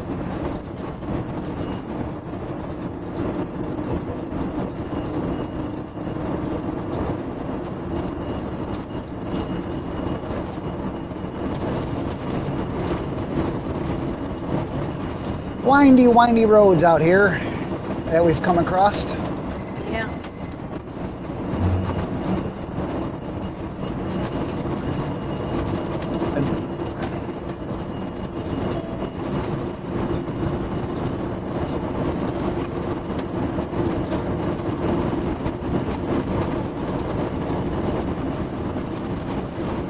"45 miles to our destination." Kurt says that they do a rose festival in June in Portland, Oregon. It's really nice. I'm guessing it's kind of like we're from Rochester, New York, and we have the Lilac Festival. And we have a whole park just filled with hundreds and hundreds of lilac bushes and trees, and people from all over the world really come to the Lilac Festival. They do. So I would imagine it's kind of like that, but with roses. Somebody from Turkey is checking in. Turkey? Yep. Wow. Nevzat. Not sure if I pronounced that right, but Nevzat. This summer I am going to Jellystone for working. I am a student. Jellystone. Whoa, don't even think about pulling out, buddy. Oh my. That would not, there was no way I would have been able to stop if he did. Going downhill, and there's a pickup truck that starts to pull out, thinking that he might beat us coming down the hill, and there was no way we would have been able to stop in time. Nope, not at all. And I think he realized that, and he stopped.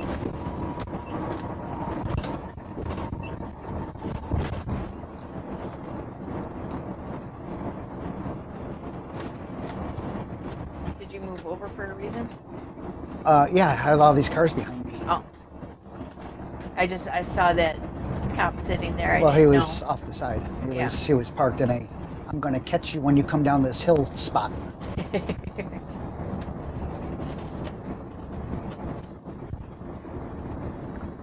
So Nevzat, I'm not sure if you mean like a Jellystone RV park? Or this Jellystone we're going to. Or this Jellystone that we're going to, because there's a bunch of them around the country. And the Jellystone we're going to does do exchange programs. They do exchange programs and hire a lot of students that come from other countries for the summer and stuff. They do exchange programs. That would be interesting if it was this the Jellystone. one we're going to, yeah. Hey, so if you're still watching, let us know. Are you coming to North Texas Jellystone Park? Just kind of curious, because that would be quite the what would you call it? Coincidence. Yeah.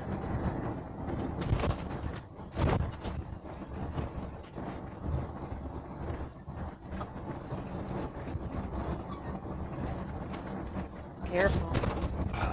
Jesus, buddy. Did you see that? Yeah. That blue car turned out in front of him. Or I think thought he was going to stop. I think that blue car thought about turning into that gas station and then decided against it. But that pickup truck was so close to his back end, we didn't see him. Yeah. So I swerved over. Good Yeah, thing. because he put his brakes on really quick. That's an important reason to always know what's on the side of you at all times. Like I know I have a white SUV next to me, so I can't swerve that way or else I would take them right out. Yeah. Especially when you're going down the road. Like one time, I remember I was driving and there was a bunch of road debris or something. Oh, it's okay if we hit them, honey. It's progressive. It's progressive. They can do our claim on the spot. No, I don't think I want to go there, dear. That was funny. That was funny. We're not going to test that theory, though. No. Nevzat says, I am studying computer security in Turkey. I joined an exchange program, North Texas. Yes. That's funny. He's going to be at North Texas Jellystone. Well, so what will you be doing there? Computer security, I'm just curious because I run the network there. And I don't know if you're coming in for just an exchange program to help them with the park or what. Or something with computers. Or something with computers, which I'm not aware of. So, interesting. That is a coincidence, though. If it is North Texas Jellystone Park in Burleson, Texas. Well, he says North Texas, yes. Well, Texas is a big place. There's a lot of north. Yes.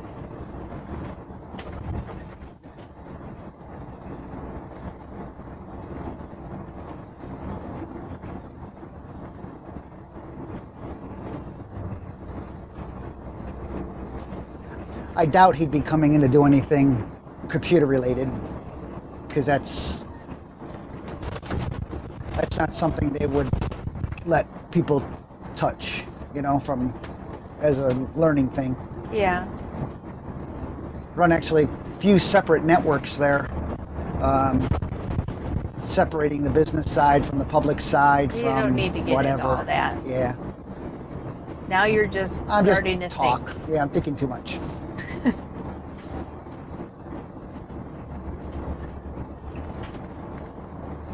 Michael Kidd is here now. He says I see his mention of Jellystone above.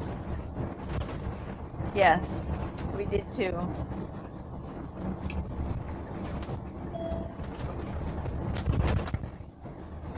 But he's just saying geographically maybe North Texas. Yeah, that's what I was wondering. Just like I said, Texas is a big place. Mike Crawford's checking in. Hi guys, sitting in my Newmar Mountain Air motor coach at the Corps of Engineers Park in Benbrook, Texas. Watch you guys all the time. Happy travels. Well, thank you. Ooh, that's some hilly land. Yeah. Moundy land. What is that? It's like a golf course, it looks like. Squaw Valley. Weird. Yeah, it might be a golf course or something. Yeah, it is a golf course. It's just all brown. It's hard to tell. It's brown. It's a brown golf course. That's why the hills are there. Oh, there's a Tiffin. Wave. He waved. Yes, I saw him. Ooh, look at all these vultures. Did you just miss all those vultures? Nope, I saw them all. Okay. I'm just watching this vehicle in front of us. I was going to say, there must have been like 20 or 30 of them sitting there. They were enjoying something in that area. Yes, they were. Some kind of roadkill. Well, we're coming out of this town area, whatever this was. This was Glen Rose. Glen Rose. We're starting to come out of the area, so once again, and once we get out of the area, start going out, we're in the middle of nowhere again in Texas Hill Country. Cell phone signals are varying, as we have found, and we do tend to lose things once in a while because we are not on a main highway, interstate or anything, which has cell towers usually lining the interstate. Except when we went down I-10. Yeah, there was a dead section of I-10, wasn't there? Yes, there was. Right when we were trying to go into the fuel station on fumes. Was that I-10? That was I-10. I thought that was... That was I-10. Oh. As we were going to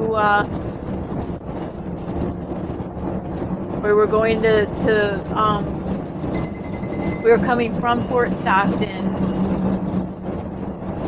Yeah, that was I-10. And we were shocked that a major national interstate didn't have cell service.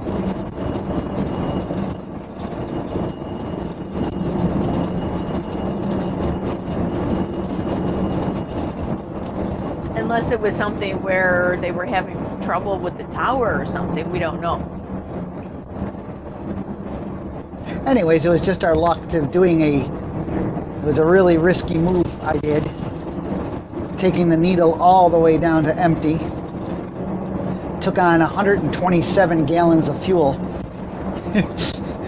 When you consider the fact that there is the pickup tube for the fuel tank doesn't go all the way to the bottom of the tank, so it doesn't pick up any gook. And we have a 150 gallon It's a 150 gallon tank. There's probably about 18 gallons based on the tank size that's unusable or something like that. We were pretty close. Yes, we were. A little too close for comfort. Yeah. But we will not readdress. We will not do that again. Well, we will not readdress that. The wife, me, wanted to stop at the Flying J right after the RV park, which was 200 miles back the other way, and we would not have had to have that. I had to see if my calculations were correct. And my calculations were correct. We made it. Barely, but we made it. That's why I made you drive. I know. Yeah. I was not going to be responsible. The deal was, if we're going to do that, I am not going to drive it off because I don't want to be responsible for saying you were driving too fast or too slow or whatever. I could have made it. I could have made it, blah, blah, blah. She was smart enough to do that. Michael says the Falcon Heavy is now set for 3:45 p.m. It sounds like it's going to be scrubbed until Wednesday. That's my guess. The way Because they only have until 4 o'clock. Yeah. Then the next window is Wednesday. Nevzat says that he thought he needed work in unskilled jobs for my personal development. I decided to go. I want to visit Silicon Valley because of the department that he's studying. That's a totally different He said state. USA will be quite a different experience for me. Yeah, Silicon Valley is nowhere close to Texas, just so you know. You probably are aware of that, though. Yeah. It's half a country away. And unlike the European countries where you can just drive across them, you can't just drive cross, well, you can drive cross country, but it's not in the same day. Anyway. Yeah, anyway. Mike Crawford says, David, I purchased a Drain Master sewer hose about a month ago. Thanks for your install video. Love the hose. Isn't that great? The Drain Master hose is awesome. Awesome! As awesome as a sewer hose can be. Yeah. Yes. As much as you can make a sewer hose awesome, the Drain Master cam lock hose system is awesome. One of the tricks on that is you can actually, after you empty your black tank, if you have enough, have a lot of gray tank filled up still, like I'm talking like 75% of your gray filled. When you empty your black, shut the valve down at the head end, leaving the black tank open up your gray tank, and it will backfill. It'll backflush into the black tank, thus helping you rinse it and also knock debris away from the entrance way of the black tank. And then you just shut the gray tank, go over, open the valve, let it reflush back out, and then From close the black tank. From the black tank, and then shut the black tank, open the gray, and do your regular gray tank dump then. But you can't do that with a normal hose. But the Drain Master has that valve you can actually shut. So if you haven't done that, try that. It's really cool. Well, as cool as tank stuff can be. We have somebody from Christchurch, New Zealand checking New Zealand. Wow. in. They said we look great there. We look great there. Why, thank you. I thank you very much. We look great in news. Well, because of the data and stuff. Yeah. Oh, wait. They don't mean us? We look great? They're talking about the data stream? I'm sure they mean us, dear. Okay, but you just said the data stream looks great. Well, I was assuming. So they weren't talking about us personally. They did say you look great here. So it could be us, that we look great. 95 people are watching now, by the way. I don't know what happened, but we were over 100 until we lost our signal. 96. See? Getting better.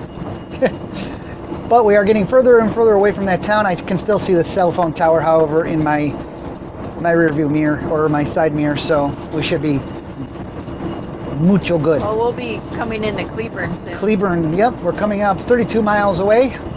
We're 26 miles. 32 miles to our final destination. And we're 25 miles to Cleburne. No. No? Isn't that I-35 Cleburne? No. You've done this route so many times. Info to contact at outsideourbubble.com. And yeah, your logo can be M&M? right there. Yes, I'll shut up. I get the point. They can sponsor us though. Put the logo right there where our logo is. No need. No need. Then it's work. Yeah. Then we have to make sure the stream actually works. Yeah. And we do the best we can for that as it is.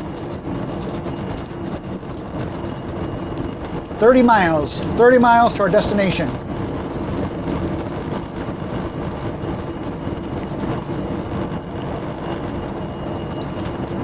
And I'm cold. I got the heater on high. Oh no, I don't.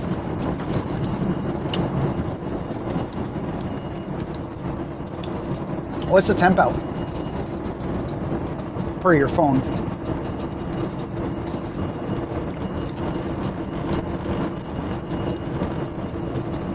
$42. Man. 42.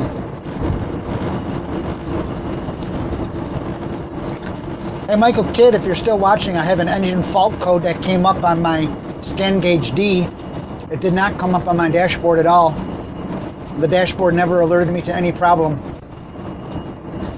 But I've logged the fault code in our scan gauge D, and when I looked at it, the count was 93 times it logged the code.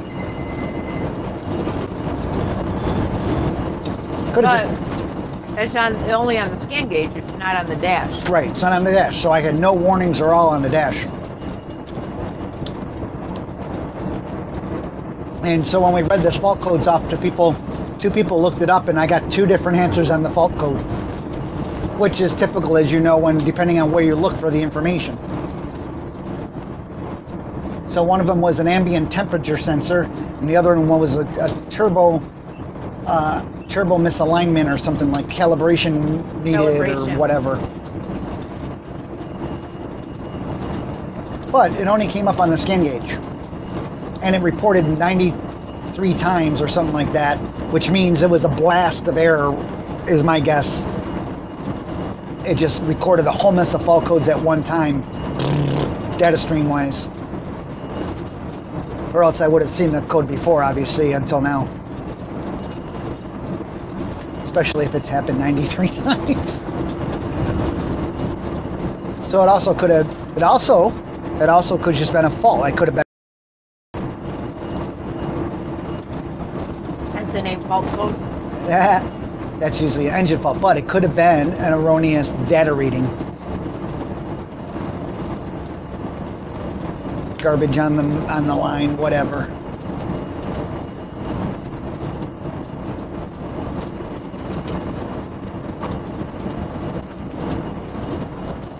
Yeah, Michael, it was, the fault ID was 256. It's 256 with an FM07.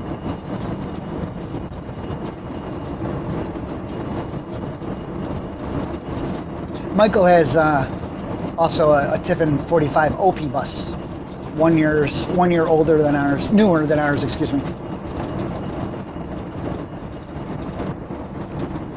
All by himself. was out there. He was just all by himself up here by the road. Ah. It's one lonely cow just laying there watching the world drive by. So now watch Michael come up with a totally different. He'll look it up in his book or whatever he Then has. we'll have a third It'll be diagnosis. it'll be a totally different fault. Yeah. Nebzat says Michael has the same identical engine, is what I'm saying. Nebzat says he was searching Burleson on YouTube. I wonder, Burleson in Texas. I have encountered you. I am very lucky. Is he the one that's in Turkey? Yeah. Oh, how funny. That's a small world. It is a small world. Wow. Small world. I mean, we're driving there right now, and Hey, if you keep watching, we're going to be arriving in 26 miles, whatever that is in kilometers to you, I don't know, but about a half hour, and you'll be able to see the park you're going to be coming to. yeah.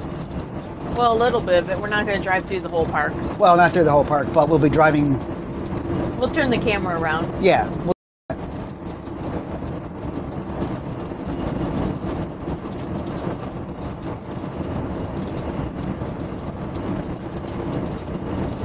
And Ricky says, I remember your great fuel experiment. It was a little scary. And know what the worst part about that whole thing is? I really felt bad. I was so upset with Verizon. Is that, and I was joking about it. Watch, right before we get there, we lose data. Sure enough, 2 miles out, we lost all data. Yeah. 2 miles to our This destination. is a bad dead zone. And us watching, wondering if we were going to make it. I mean, literally, because we were wondering ourselves if we were going to make it to the fuel stop. And we just went blank. 2 miles out, boom. Which was strange. No data. You would think the town would have data, Yeah. and the outskirts wouldn't, but it was the total opposite there. But so all these to the pilot, and Brenda got on her phone and got on. I had to get on the pilot free wireless on that they have there at the station, so I could chat and at least say we made it. Because there was people saying, oh no, they must not have made it, they lost all power, and the coach died and lost all power and everything, so we weren't transmitting anymore. But no, that's not how that worked. But Brenda went on chat and said, we made it, don't worry, and it was kind of funny. I felt really bad. Couldn't do it, and nothing I could do about it. I was upset about it because all these people there was over 100 and something people. Yeah, and there was over 100 and something people watching, and the numbers were growing as we got closer to see if we would make it. So more people were coming online just to see if we were going to make it, and then we went dead. Oops. Kurt says 26 miles is almost 42 kilometers. Oh, we just lost power here again. We're still broadcasting, but we lost power on this again. I think we just need to plug that in to the regular plug and not the USBs. So we cannot tell right now. We know we're broadcasting. Oh, there's no audio. The audio's coming through the camera now. So our audio just switched. Just so you know, it's coming through the camera audio because our tablet just died. And the audio was, our mics were plugged into the tablet for audio. And so now you're hearing it through the microphone. And now we're waiting for the tablet to, for whatever reason, we lose power on the outlets for some reason. When we're driving, don't know why that would be.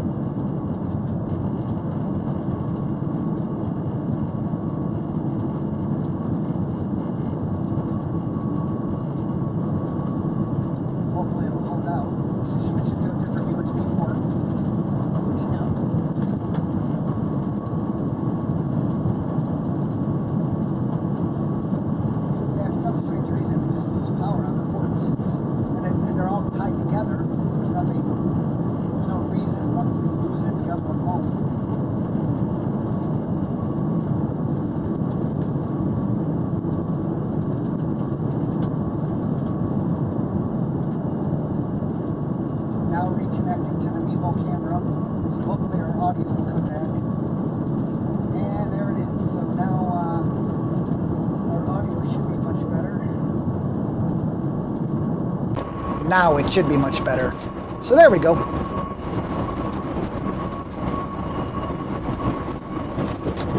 So hopefully that power will hold out. If it doesn't, it'll die again.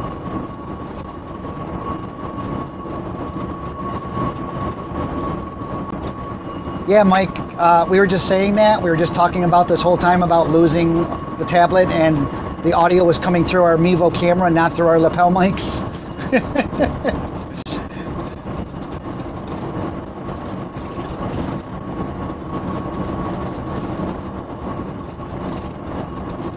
Okay, 14 miles until we get on North 35, and 20 miles then to our destination. So once we turn on the North 35, we're 5 miles out or so.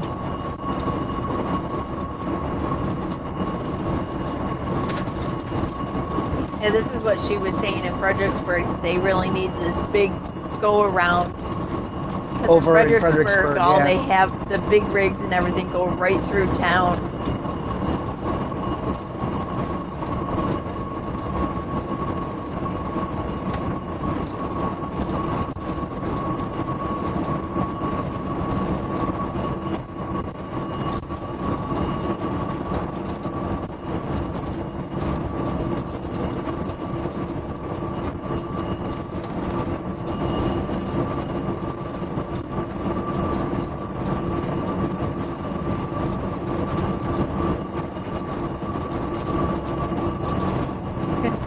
John says, I am wondering why Bob Tiffin does not provide you with upgrade bonus dollars for all the blue sky you provide him and his coaches. Real-time drive tests are worth their weight in gold. Call Bob Tiffin.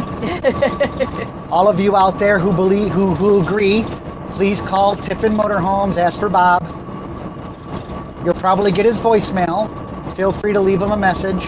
He does call back. He does call back. Actually, don't bother Bob with something like that. Mr. Tiffin's a really, really nice guy. Mr. Tiffin's aware of the exposure that they receive from us and how helpful we've been. I don't think he's in his 70s, so I don't think he understands the social side of what we do here. I don't believe he understands that fully. He knows that a lot of people seem to know us because our name, I guess, comes up often with him. Yeah. So that's the only way he knows that a lot of people know us. I don't think he understands the social. I don't think Tiffin understands the social side of the internet for the most part.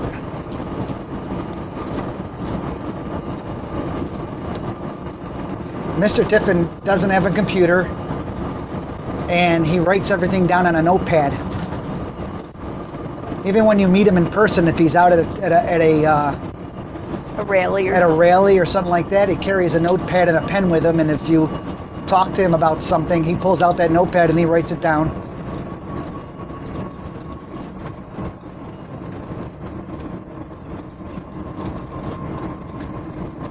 Coming in the construction zone now. Actually, the first construction zone we've had. Yeah, this is the go around to Cleburne. That they're still building. They've been doing this for years. We're not over 12 feet. No. But I was gonna say you do need to move over. I'm just making sure I can. They're doing bridge work, and any wide loads over 12 feet have to get off and go through town. But we're not a wide load. We're not, even though yes, we are wide. We're not a wide load. They mean the wide loads. Where you have to have somebody escorting you. Yes. Because they have a big crane up here and you would hit it. Well, they have a very narrow road. Yes. Dave and Barb said the 256 ambient air temperature sensor, one circuit, voltage below normal or shortened to low source. It would make sense if we have a short or something and why the fault code came up so many times. Right? Well, if it was shorting and rattled or something. If that, understand, like we've said, we've already found for that fault code 2 different explanations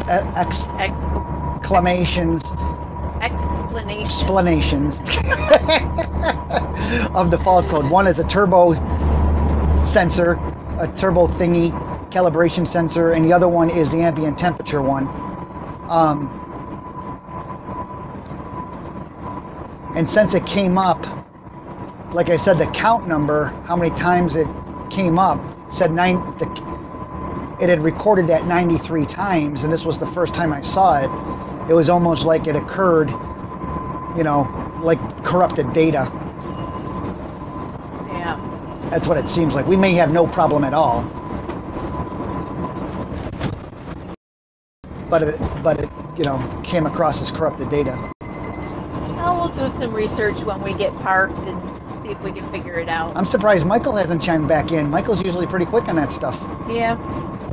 Well, it is a work day. That's true.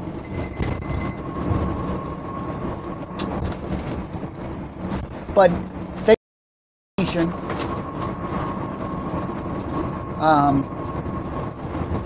Question is where that is, and can I find it on my own? Am I able to get to it?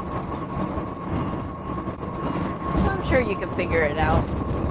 Well, it depends on where it is. If we have to pop the floor or not. And oh God. Don't want to do that. No.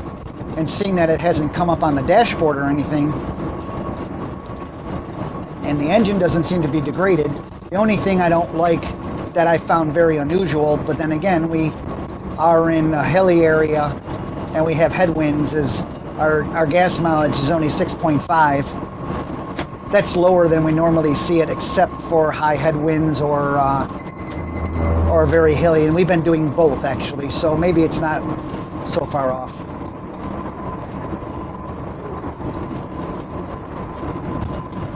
Yeah, Michael says, sorry, day job getting in the way.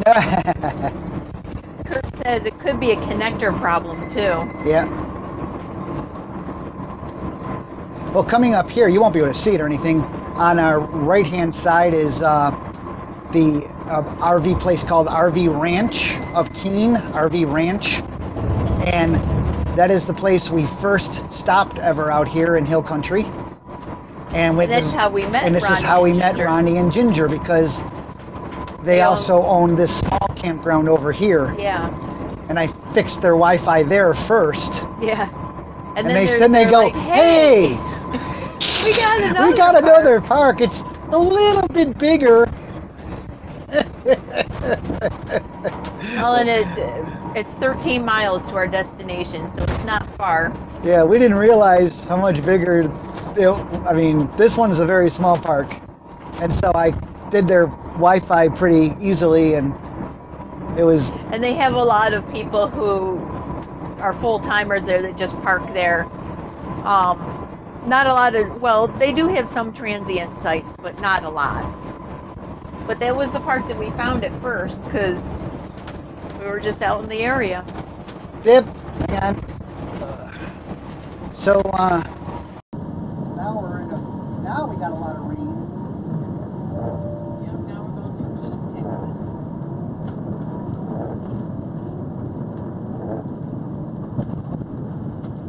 Now we have Baran Hassan something, and he said, hi, Nevzit from Turkey. I'm going to come to Jellystone. Oh, we lost the microphone again. Son of a pup. Okay, let me So, get Brent, the plug. get the plug. Hang on. Our audio's on the camera. Brent's going to go get a plug to power this thing better, because whatever reason, this is not working again. It Sucks. All it is these stupid little adapters that go into a 12-volt socket, and they seem to go dead after a while. So right now the audio is coming through our speaker, our microphone on the camera, so we don't sound as good. Brenda's looking for the power adapter. So bear with us.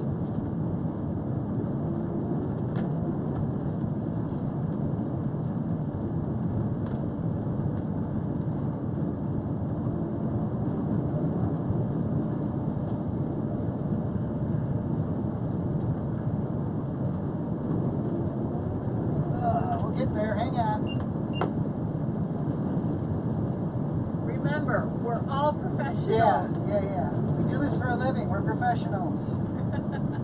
Hang on, this was a little. Just play one. We're not professionals. We just play one on the internet. Want me again? Just power something. Okay, so now we got power plugged into it. So we'll see. Give it a second. Give it a second because we'll see what happens here. So bear with us. Hopefully we'll get that power restored. Of course, now the rain is really heavier. Right when we arrive, of course. Of course.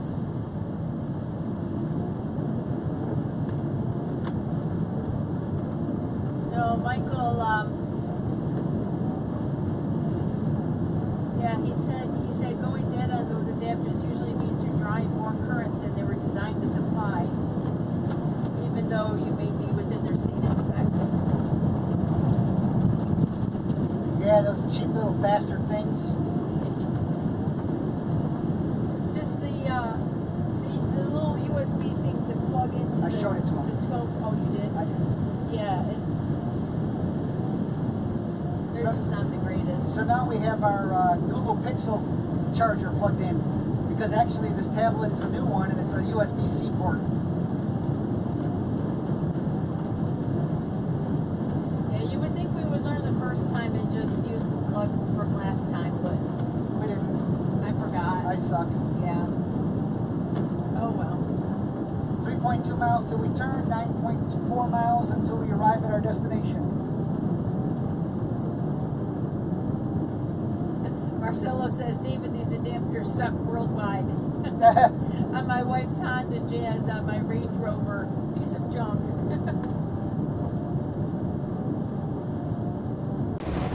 And we should be better now. So there we go. Right, That there should be we much go. better, audio-wise.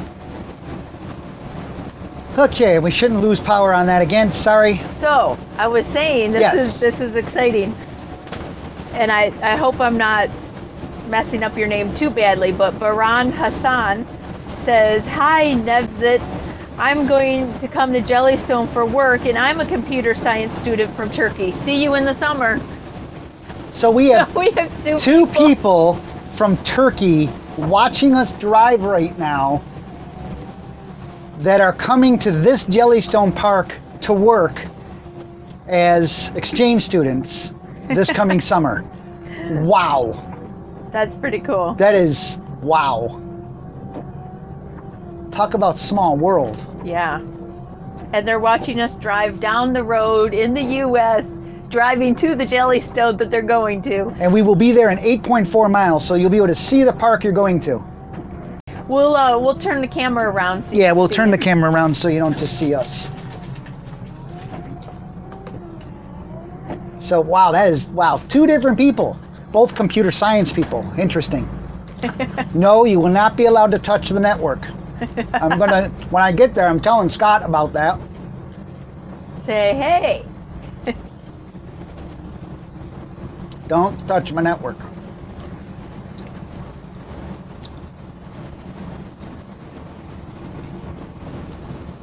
Michael's throwing a whole bunch of tech stuff at me. Oh no. He said for USB-C power delivery spec, check on Amazon, and then a whole bunch of numbers and stuff. I use it to power my laptops and phones. Don't give us all the specs. Just give us a link to what we need to buy to go in the freaking socket. Yeah, Michael, when this stream is done, the chat window disappears. Yeah, they don't, YouTube doesn't keep any of the chat sessions. If it's something that we need to know, just text us or email No, us. just drop me the link to the Amazon plug-in one that I should have for the 12 volt. Yeah.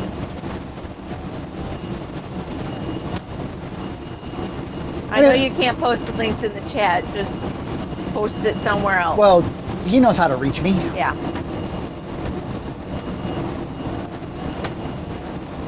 I don't know why I'm waiting for a ding on the phone. See, told ya. Okay, so here we come up into the town here. See, ding. Yeah, there goes the ding. Told you. Thank you, Michael. Oh, that's funny. Yes, now we're getting into Alvarado. Turn left on 35W.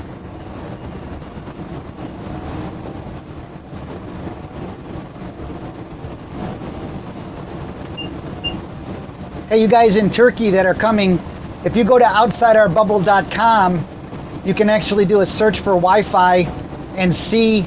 We did a blog post on putting the Wi-Fi system into that park, and you can see some of that.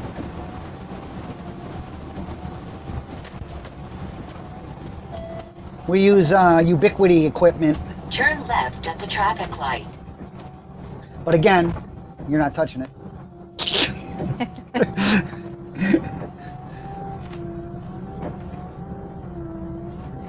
Steve says DROK, D-R-O-K, makes a combination voltmeter ammeter for USB. You could use it to monitor the USB charging rate for your tablet. It would let you know when the charging stops.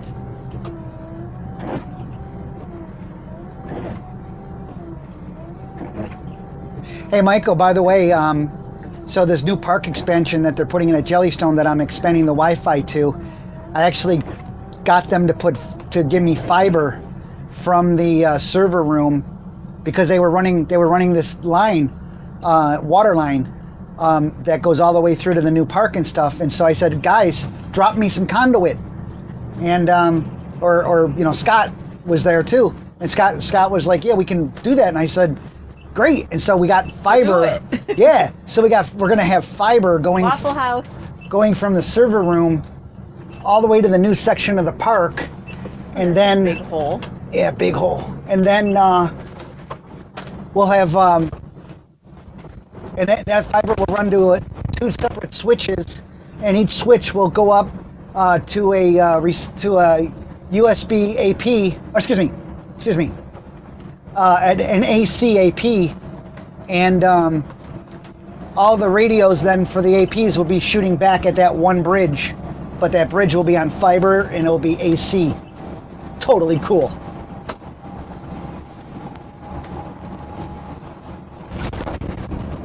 Continue on I-35W. Okay, so we are now 5 miles till we get off and 5.8 miles to our destination.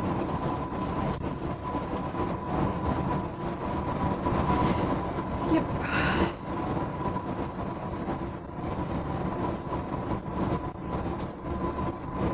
Michael said, ooh, new fiber. ADS 11AC fancy.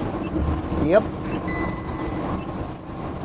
I bought two Ubiquiti 8-port switches with SPF, or SFP, excuse me, fiber ports, so I can link them together. So excited about that. Because right now we're just using, to do the new part of the park, right now it's an AC bridge going all the way back to the 60 megabits per second, all the way up at the last site.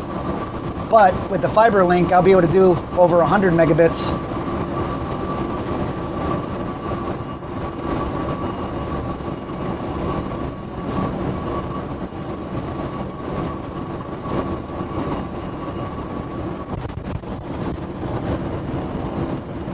Off the AC radios.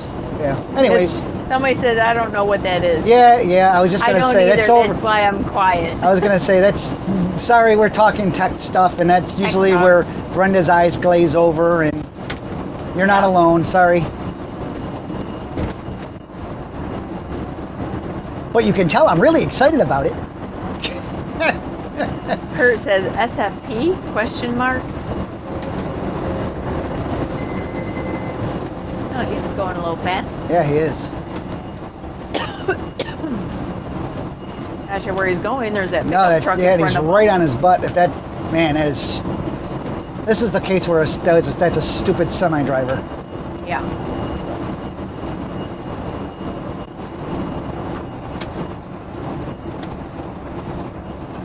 Okay, getting there. 2.7 miles to our exit.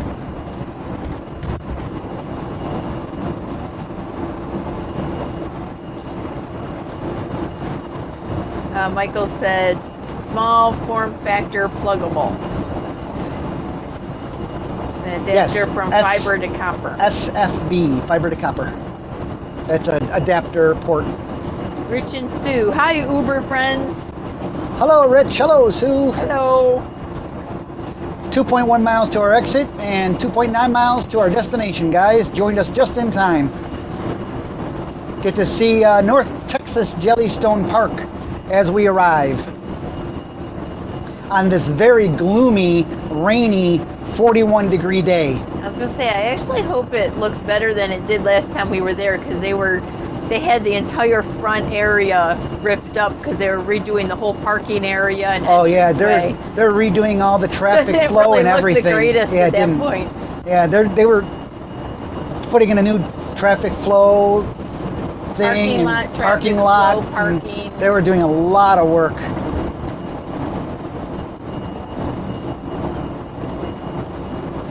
1.25 miles. Take exit 32 on the right toward the Vista Road. Okay.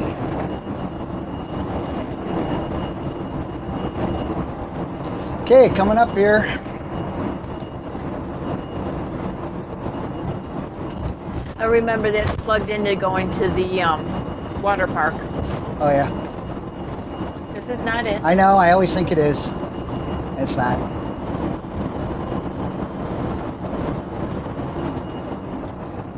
Not that we couldn't have gotten there, it's just not it.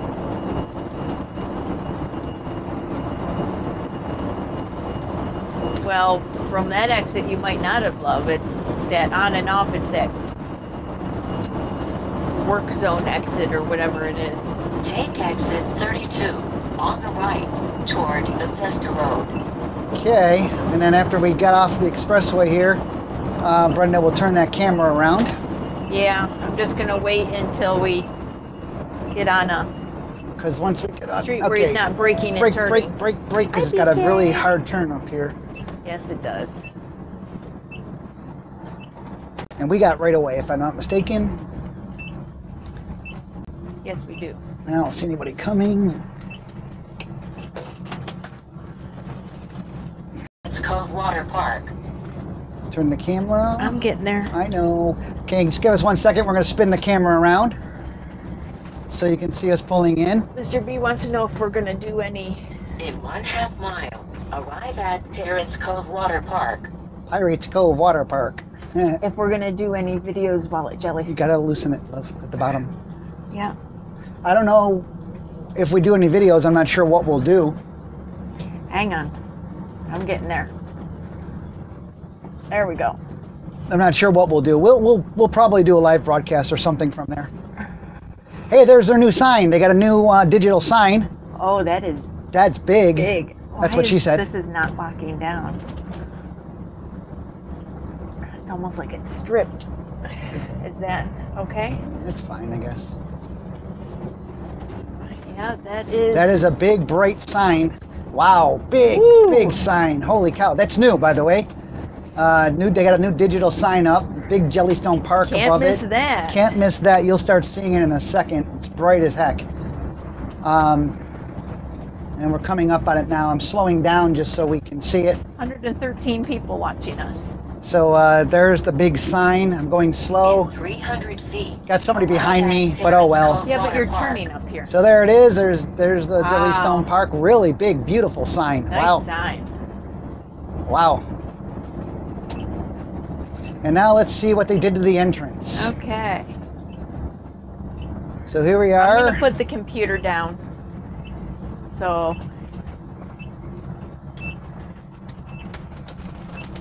Making my ooh, turn. nice entrance. Nicely sculpted. Oh, look at all the pine trees he's putting in. Oh, look at that. Look at that's all new. They got a nice parking area. This is all new, by the way. This was not here when we left. This was what they were working on. Very And this nice. looks like this is going to be a park space to walk in and check in for the coaches. So we're going to go right here and check in. We can literally just go where we want to. We can just go park, I'm sure, but it's going to be better off if we check in. We'll just check in. We'll leave the camera running and we'll just mute our microphones while we go in. And we'll be right back. See, it's really loose. We'll be right back, because then you can take a drive back with us and see the new sights. So if I walk out there with the microphones, when we get inside, you'll lose us anyways. So so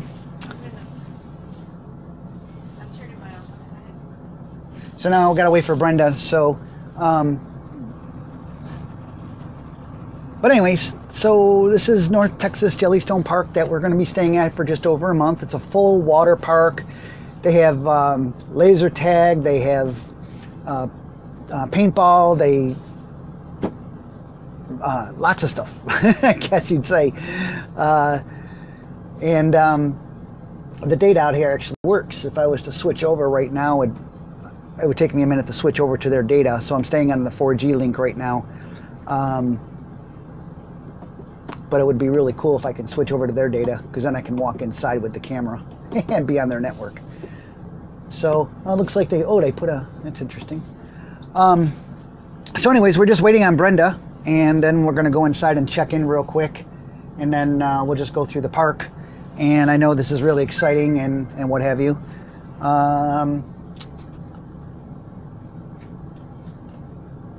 So just give us a minute, I guess. I don't know what else to say. I'm going to spin you. Oh, if you got vertigo, don't watch. I'm going to spin the camera around. I'm going to put my jacket on. Yeah, you're going to need it. Okay, there we go. And then I can move you over here so you can see out this window. I already turned my mic off.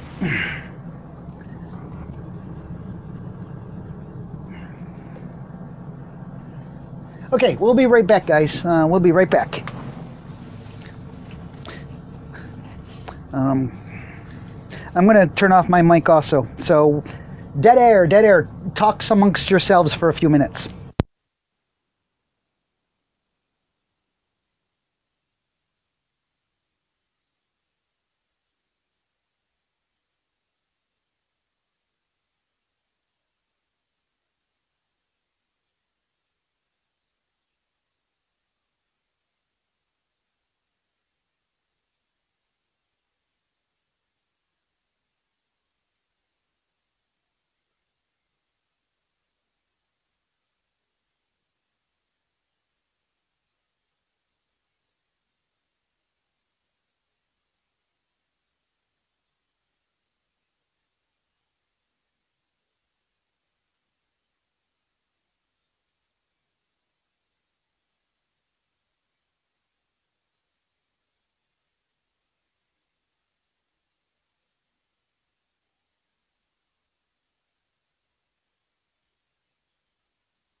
Let's see if we're transmitting live.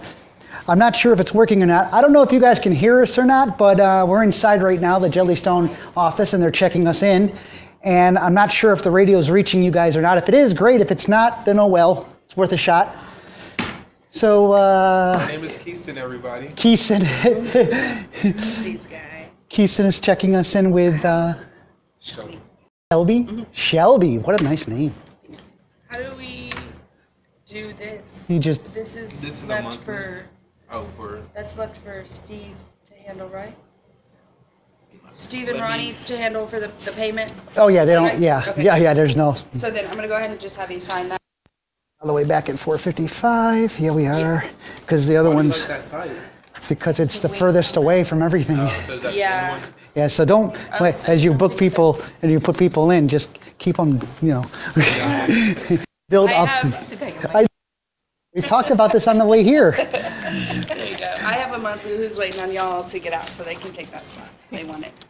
Oh, 4:55? Yeah. We'll be here. I'm not sure it'll be a month and a half. We're not sure how long we'll be. That's what I Work on told when him. you're I was here. like, I'm sorry? So what are you going to work on? Are you here now? Same thing. We're going to continue the Wi-Fi expansion. That's good. Are So- you doing cameras? Someone said you might be hooking up We may be outdoor cameras. doing the camera security system too. We have to look at that though. I already spec'd it out. I just gotta figure out if we're gonna do it, and if I have the staff to help put it in. Yeah. Okay, well, I'm always looking good on camera.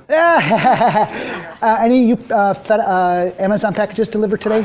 They haven't came in. No, Okay. Nobody, no UPS, no FedEx, no. Okay, great. Loves us, yes. Yeah, so if you go to Outside Our Bubble or go to YouTube right now, look us up. We're streaming live. So. All right. This is the camera because I'm supposed to look good. Yeah. You have to stand in front of our coat for that. Yeah, out here. So, okay.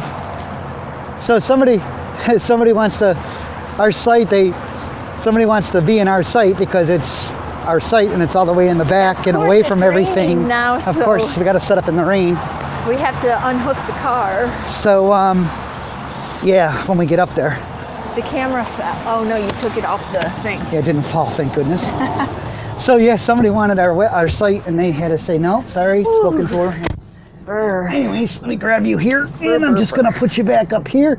And hey, let us know if you heard us inside the office. I'm kind of curious if the mics worked over there or not, because I don't have them on full power. Well, let me. They have them on low power, because you can change the power settings of the mic. Okay, so I'm got not the sure if we were computer back broadcasting or not. open. So here we go. We're gonna go back to the new section of North Texas Jellystone Park. Yep, Kurt says we can hear you guys in the office. Oh, cool. We never know, because here in Texas, everybody, including the office, seems to have metal roofs also. I just loved it. How are we supposed to do these guys? Does Ronnie and Scott take care of this? Yeah. Okay, there's a big loader coming down, so I'm gonna wait. Give him right of first refusal because he's bigger than he can actually make a pretty good dent in us. You'll see in a second. He's already on the road. Yeah, and he'd have nowhere to go. Looks like over here they really did this nicely. They're putting up See, that's what we were waiting. I saw it coming down. Yogi the road. Bear statue. Oh. Okay, so this was all a new entrance. This is This is fine. Yeah, this is all nice, all wide nice. turns, and the road's back. When we get to the new back area, it's all concrete. Look at the new Parking? All the pine trees they just planted. Those Oh, are all yes. brand new pine trees on the left-hand side there. Okay. And this is where they dug I up. wonder what this is going to be. I don't know. Grapevines, maybe, because I know they have some grapevines up by the road. Now the road on the right-hand side was all dug up, and this is where they ran the lines that we can pull fiber through. And so these are all work campers right now. All these trailers you see on the left and right, these are workers in the park that are helping to expand the park. These are all work campers, work trailers, if you will. Now we're up to 120 people watching. Yeah, and so here we are. This is the new section of North Texas Jellystone Park. Looks like the grass didn't make it. I mean, Well, it's winter It's time. winter time. It's all browned up.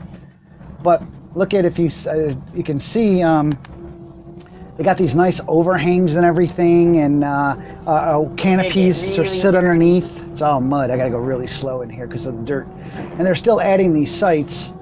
And every one of these light poles that you see going up and down the streets will have access points on them, and they'll all be dual band Wi-Fi access points. They haven't gotten to this side, but they're coming up. Okay, there's a whole bunch of trees over there for them to plant. Yeah, Ronnie says they got a bunch of trees that they're putting in all over the place. Yeah. Pine trees and stuff. But these are the new sites here on the right-hand side. We're all the way in the back as far as we can go. Oh, right, the right and left. There's a number of people here, it looks like, which is Yeah. nice. Remember, if you come down here while we're still here, you get 25% off your stay if you come down to say hello. So just a reminder of that. And we'll be here for at least a month.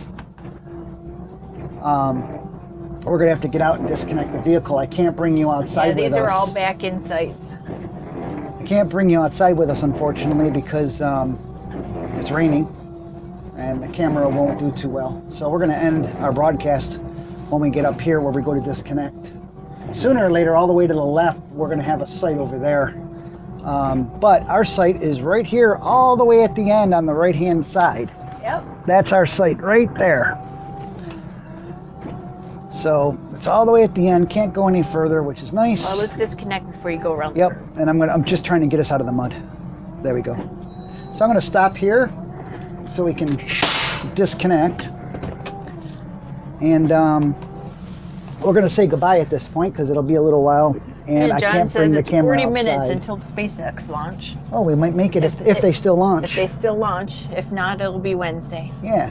So in any case, you just drove with us from Fredericksburg, Fredericksburg, Texas to North Texas Jellystone Park in Burleson, New York. We'll be here for... Or not, Burleson, New York? Burleson, Texas, dear. Don't go to New York right now. Don't come visit us in New York. Wrong place. Oh my gosh. You need to have more coffee. I need something. Any case, North Texas Jellystone Park in Burleson, Texas. We'll be here for at least a month, if not longer. If you come to want to visit us, if you're passing through the area, they're offering, if you mention us, then you can get 25% off your stay. And that's because we know the owners, and we said, hey, you want to do this as a promotion to show people your new expansion? And he thought it was a good idea. So we're doing that. And they did a lot of cleanup back here, too. So in any case, that was that. Okay. So we're going to go pull things and get things done and set up and enjoy ourselves. I'm David. I'm Brenda. We're from OutsideOurBubble.com, and we're asking you, when's the last time you got outside your bubble? Again, whenever we do this, we're getting outside our bubble because we never know what's going to happen. Take care. Keep safe. Bye, everyone. See you on the road. Now, let's see. How do we stop this? I always have to wonder.